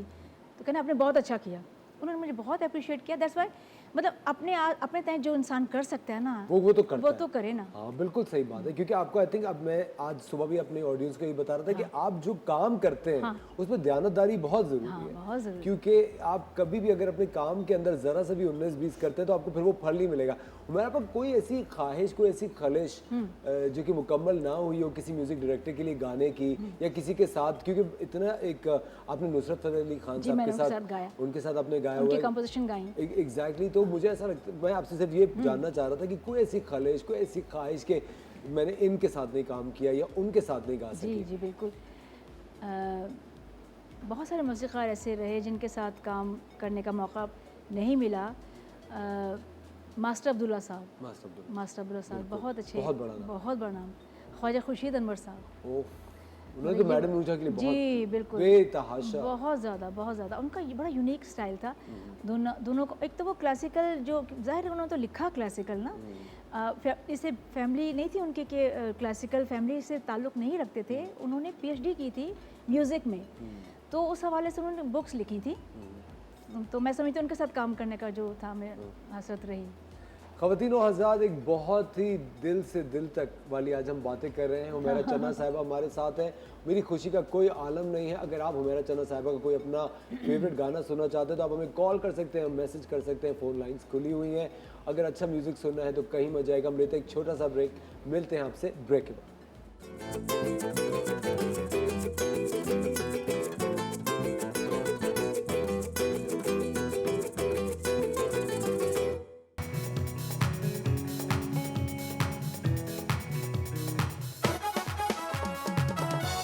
वेलकम बैक ख़वातीन और हज़रात, ये सब मेरा है, मैं किसी को नहीं लेने दूंगा। ये एक मजाक की बात थी। ये सब एनिक्स की सारी चीज़ें ये सब आपके लिए है। आज हम अपने इंस्टाग्राम पेज पे द मॉर्निंग स्टार TV1 का जो इंस्टाग्राम पेज है, आज उस पे थोड़ी देर के बाद एक नया सवाल अपलोड होगा। सही जवाब आपको नीचे कमेंट सेक्शन में देना है और जिसने सही जवाब दिया उनमें से किसी एक लकी विनर को एनिक्स की तरफ से कोई अच्छा सा होम अप्लायंस मिलेगा। आप ये अच्छी तरह से देख लें, इसका क्लोजअप बना लें, आपको क्या चीज़ चाहिए वो भी लिख सकते हैं जवाब के साथ, तो हम आप तक वो चीज़ एनिक्स की पहुंचा देंगे। थोड़ी देर के बाद आप लॉग ऑन कीजिएगा इंस्टाग्राम पेज पे द मॉर्निंग स्टार TV1 के, and you can answer the question and you will be getting home appliance item from Enix. तो ये काम आपने आज ही करना है। हमारे साथ मौजूद हैं हमारी बहुत फेवरेट हुमैरा चन्ना साहिबा, और मैंने इनका दिमाग खा लिया है बातें कर करके ये बताएं और वो बताएं।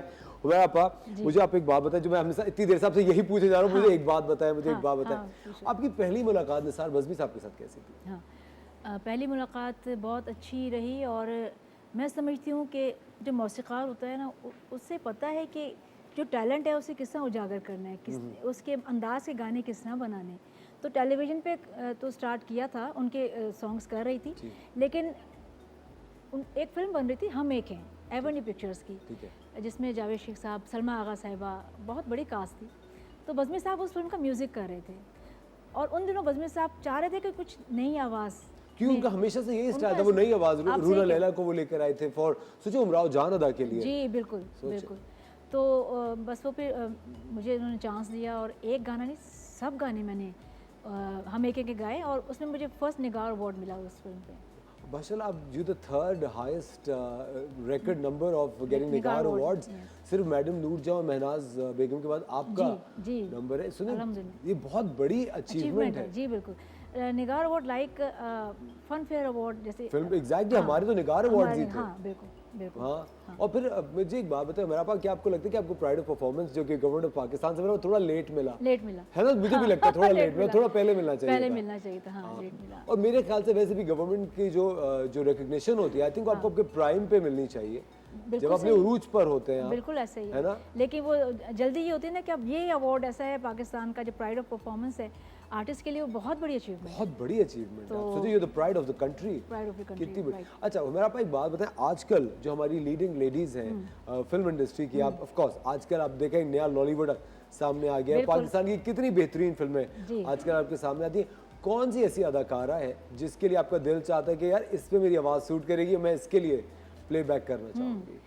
मैं भी शायद बहुत अच्छा, मुझे बहुत अच्छी लगती हैं, और वो एक फिल्मी लुक है ना उनकी। हाँ, उसकी फिल्मी हाँ। अपीयरेंस है महविश हाँ, की, हाँ, बिल्कुल। बिल्कुल। और ये आपको जान के बड़ा अब यूल बी सरप्राइज्ड कि वो आपकी बहुत बड़ी फैन है। वो गाना गाती है महविश, और वो आपके गानों पे रियाज करती है। अच्छा। She is a big fan of yours, खुश और बहुत पसंद करती है आपकी चलिए, म्यूजिक, वो और खुश बहुत, और कभी मौका हुआ हाँ। तो इंशाल्लाह of course you will be जरूर, सिंगिंग। जरूर, आपकी कोई चीज़ कभी मेरा आप ऐसा आपकी लाइफ में कभी इस तरह का कोई मोमेंट आया कि कोई बहुत बड़ा अपॉर्चुनिटी आपको मिलने वाली हो, या कोई बहुत बड़ी चीज़ मिलने वाली हो और फिर ना मिली हो, और फिर आप दिल बर्दाश्त हो गई हो? कभी कोई इस तरह, क्योंकि आर्टिस्ट की ज़िंदगी में तो इस तरह के मोमेंट्स आते रहते हैं।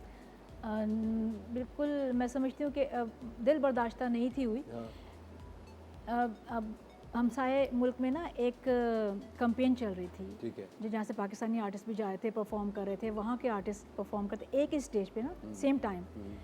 तो वो 2-3 ही फेस्टिवल्स हुए, और वो एक लंबी फहरिस्त थी कि हमने पूरा टूर करना था जाके, और वहाँ के आर्टिस्टों ने यहाँ का टूर करना था। तो वो फिर कुछ हालात ख़राब हुए, और मैंने बहुत कुछ सोचा हुआ था कि मैं ये गाऊंगी, हाँ मैं ये वो गाऊंगी मैं, हाँ। तो वो मैं थोड़ा सा दिल ख़राब हुआ था।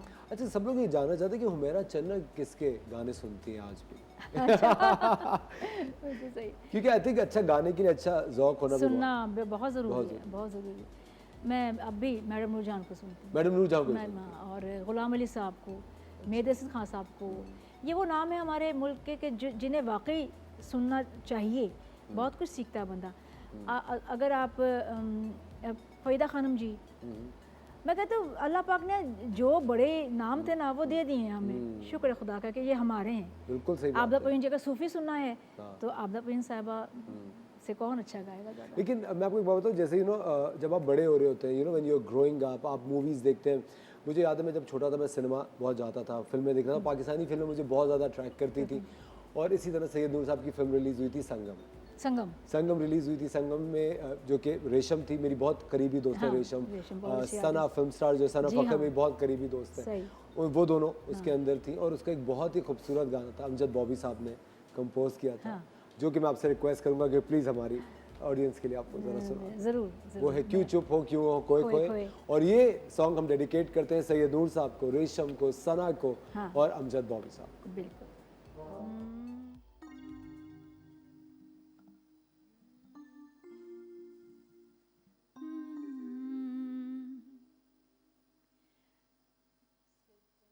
चेंज हो गया बड़ा। एक नोट दे दें बस, तो ना स्केल थोड़ा सा लो कर लें। नहीं, क्यों चुप हो क्यों हो खोए खोए।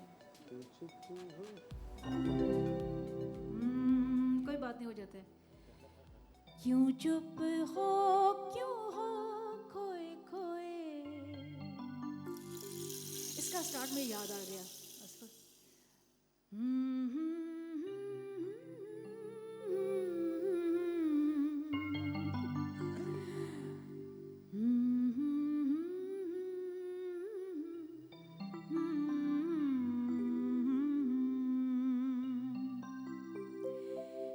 क्यों चुप हो क्यों हो खोए खोए। क्यों रूठे हो क्यों हो रोए रोए। क्यों चुप हो क्यों हो खोए खोए। क्यों रूठे हो क्यों हो रोए रोए। देखो पलट कर आज हमें हम पे भी नजर हो जाए। अंदाज वही अपनाया है जो तेरे दिल को भाए। क्यों चुप हो क्यों हो खोए खोए। क्यों रूठे हो क्यों हो रोए रोए।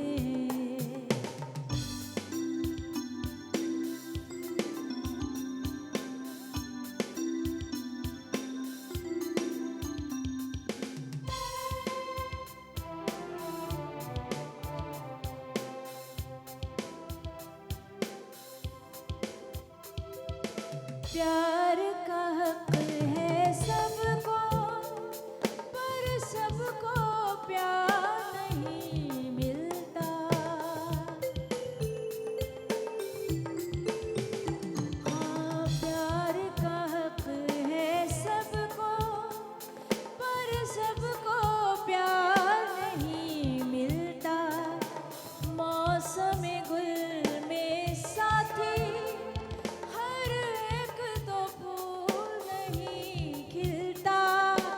जब बात हो खत्म नसीबों पे, फिर दिल क्यों तेरा घबराए, यूं चुप हो क्यों खोए खोए, क्यों रूठे हो क्यों हो रोए रोए, देखो पलट आज हमें हम पे भी नजर हो जाए, अंदाज वही अपनाया है जो तेरे दिल को भाए, क्यों चुप हो क्यों हो खोए खोए, क्यों रूठे हो क्यों हो रोए रोए, क्यों चुप हो क्यों हो खोए खोए, क्यों रूठे हो क्यों हो रोए रोए। हाय ख़वातीन और हजरात, एक लेते हैं छोटा सा ब्रेक। इतने ही मधुर क्या बोलूँ मैं भी, I am out of words. Let's take a short break please please, let's take a short break, will be right back.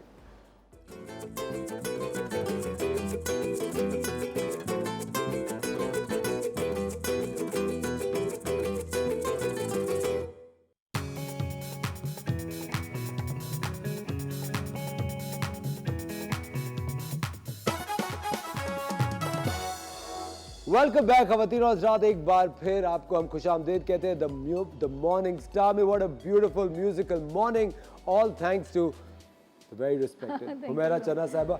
Humaira Channa साहिबा, आप मुझे एक बात ही बताएं, एक चीज़ जो बहुत ज़्यादा फेमस है सिंगर्स को लेके कि कभी ठंडा पानी नहीं पीते या हमेशा गर्म पानी पीना पड़ता है, क्या ये प्रैक्टिस आज भी आपकी जारी जी है? बिल्कुल जारी है, और मैं समझती हूँ गर्म पानी वैसे ही आपकी बॉडी सेहत के लिए भी अच्छा। हाँ और अब अभी भी रियाज करती है? बिल्कुल करती हूँ, अच्छा, लेकिन डेली नहीं कर सकती।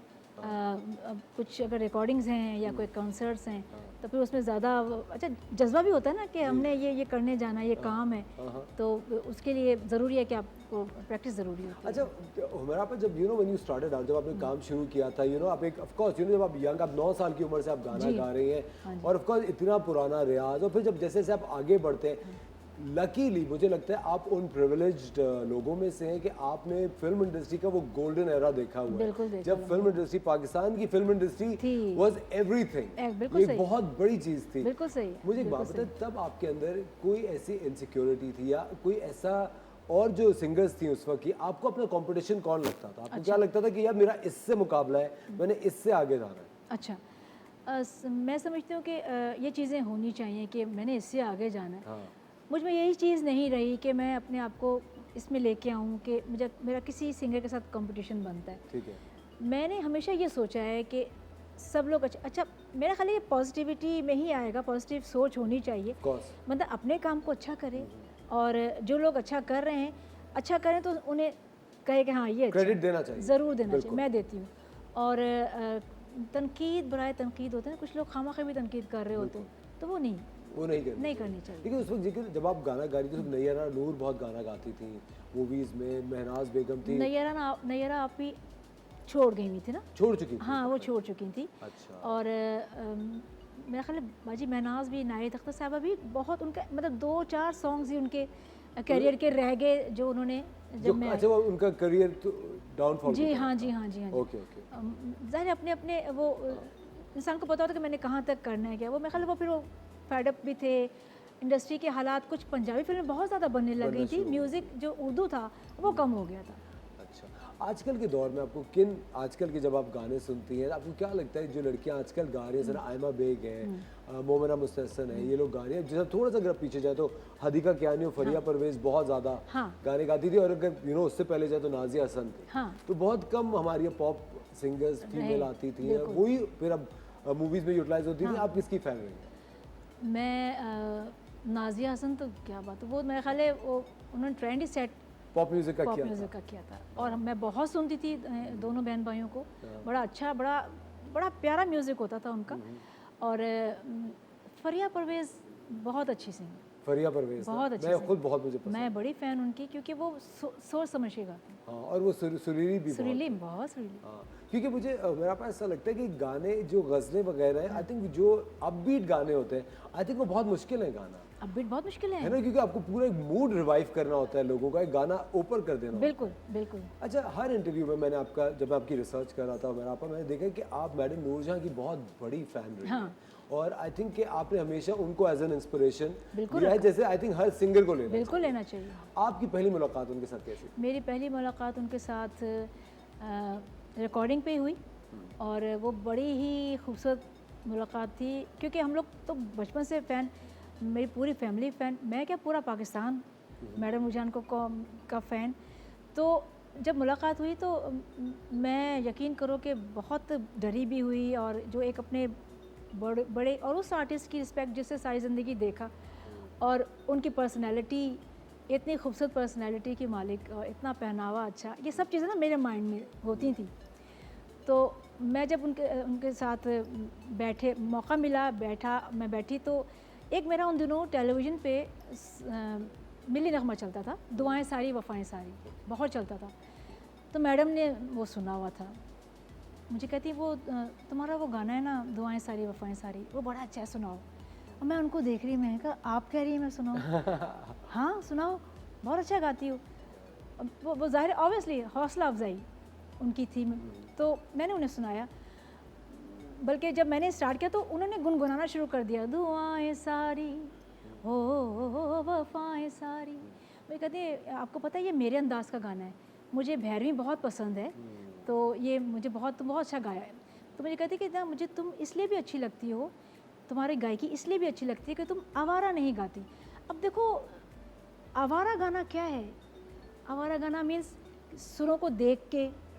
उन्होंने तो खैर मेरी हौसला, उस वक्त तो हौसला अफजाई की, ज़रा एक बड़े की सोच बड़ी होती है, और वो अपने जो यंगस्टर्स, अपने जो न्यू कमर्स हैं, उन पे अपना सर का जो शफकत का हाथ है ना, वो उन्हें आता था। तो वो मेरी हौसला अफजाई कर रही थी। लेकिन मैं समझती हूँ उन्होंने मुझे बहुत कुछ सिखाया कि आपने ऐसे ही गाना है, आपने कोशिश करनी है कि आप सुरों को देखते हुए गाओ, आपने कोशिश करनी है कि आप लय को देखते हुए गाओ। तो बहुत मुझे बातें समझाई उन्होंने म्यूज़िक के हवाले से। और जब आप उनसे मिल रही थी, जब आपको गाने को कहा, हाँ। नर्वस हुई आप? हाँ थोड़ा सा है ना, ऑफ कोर्स, नेचुरली। बिल्कुल मैडम नूरजहां के सामने कैसे आप? मैं हैरान हुई कि मुझे कह, वरना एकदम जो इतने पीक पे शख्सियत हो, वो नहीं कहे कि आप मुझे गाना सुनाओ, नहीं कहेगा। मेरा पास, लेकिन मुझे आप एक थोड़ा सा ज़ाती सवाल है, क्या ये एम्बिशन जो होता है ज़िंदगी में, आपने इतना माशाल्लाह नाम बनाया, इतने फैंस हैं, इतने गाने, मुख्तलिफ नौइयत के गाने, ज़बानों के गाने, एक पूरी ज़िंदगी आपने म्यूज़िक को दे दी अपनी, माशाल्लाह। And of course I think Allah Taala ने आपको उतनी ही, उससे कहीं ज़्यादा इज्जत से भी नवाजा है। क्या ज़ाती ज़िंदगी पे एक खातून का एम्बिशन असरअंदाज होता है? बिल्कुल होता है, बिल्कुल होता है। फैमिली में जो चीज़ें हैं, मैं समझती हूँ कि थोड़ा सा डिस्टर्ब होता है, और बच्चों को बंदा टाइम नहीं दे सकता। लेकिन मेरी कोशिश ये होती है कि मैं जब मुझे थोड़ा सा मिलता, घर में रहने का टाइम मिलता है, मैं और ज़्यादा बढ़ा लेती हूँ वो चीज़ें।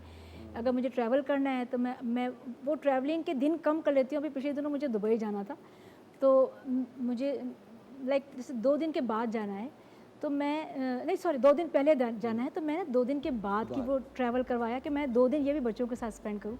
तो ये चीज़ें थोड़ा सा देखना पड़ता है। बच्चे या आपकी फैमिली शिकवा करती है कि अम्मी आप घर पे नहीं होती? बिल्कुल करते हैं, बिल्कुल करते हैं। लेकिन आई थिंक वो रियलाइज भी करते जी हैं कि बिल्कुल, आपका इतना बचपन से देखते आ रहे हैं। वो फिर मुझे कहते हैं, मैं पूछती हूँ अब उनको, मैं कहा जब मैं जाती थी तो आप लोग क्या फील करते थे? तो बेटी कहती अम्मा मैं तो रोती होती थी, हाय मुझे इतना वो। मैं कहा आप रोती थी? और छुप के रोती थी। मैं ये नानी माशा मेरी वालदा सब उन्हें संभालती थी। मुझे बड़ी तकलीफ़ हुई उस वक्त जब मेरी बेटी ने कहा ना अम्मा मैं छुप के रोती थी। तो देखिए मेरा भाई, आपके बच्चे एक चीज़ से तो खुश होते होंगे कि हमारी अम्मी सिंगर है, मैं चीख के डांट नहीं सकती आवाज़ बचाने के लिए। सही बात है, ये बात तो हाँ बिल्कुल है। लेकिन आपने अपनी बेटी को गाना सिखाया? बेटी को सिखाया नहीं, शौक़ नहीं है उसे।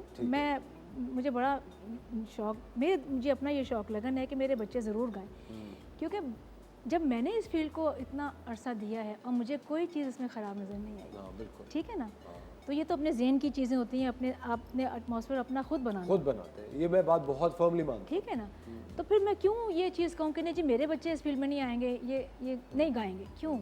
मैंने तो सारी ज़िंदगी दिया, तो फिर मुझे भी नहीं करना चाहिए था, मैंने क्यों किया?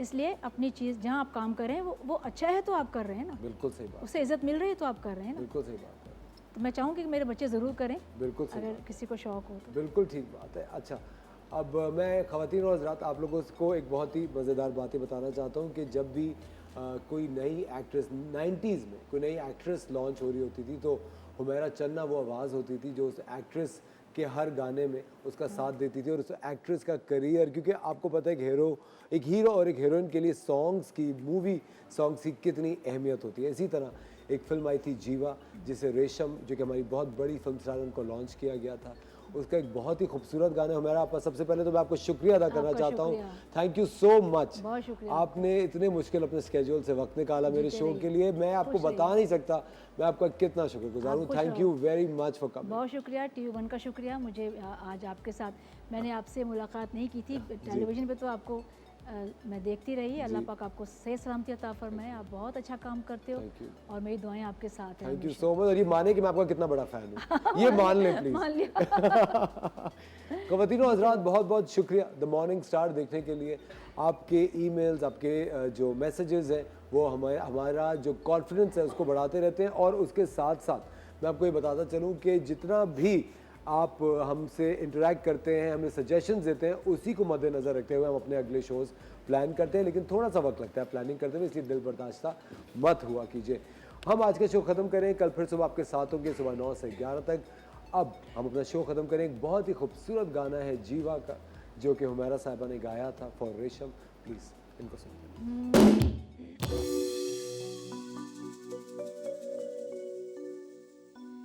झूले अगर तुझको हवा। ये सॉन्ग मैंने अनवर रफ़ी साहब के साथ किया था। अनवर रफ़ी साहब बहुत अच्छे सिंगर हैं और मूवीज़ के जितने गाने उन्होंने अच्छे गाए, वो एक लंबी फहरिस्त है। और इस सॉन्ग के जो कंपोज़र हैं वो M अरशद साहब हैं। मुझे बहुत अच्छा लगता है उन लोगों के नाम लेना कि जो डिज़र्व करते हैं। झूले अगर तुझको हवा, लगता है ये मुझको बुरा। झूले अगर तुझको हवा, लगता है ये मुझको बुरा। कहता है दिल तुझको कोई दिखे ना अब मेरे सिवा। कैसा है ये, कैसा तेरा दीवानापन, यही कुछ मेरा भी चाहता है मन। प्यार कोई और तुझे करे ना सजन, प्यार कोई और तुझे करे ना सजन। झूले अगर तुझको हवा, लगता है ये मुझको बुरा।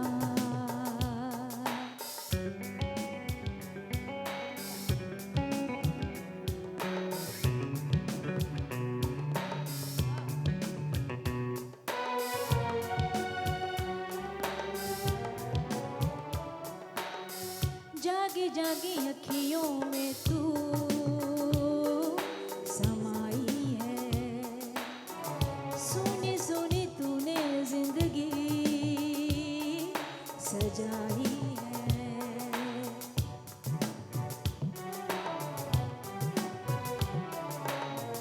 जागी जागी अखियों में तू समाई है। सुनी सुनी तूने जिंदगी सजाई है। ढलने ना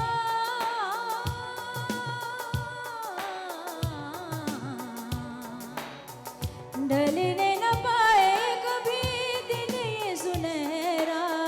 प्यार पे हो ना कोई दुनिया का पहरा। जादू भरी परछाइयाँ, इनमें मेरी तन्हाइयाँ। सबसे अलग, सबसे जुदा दुनिया में तू जाने वफा। कैसा है ये, कैसा तेरा दिल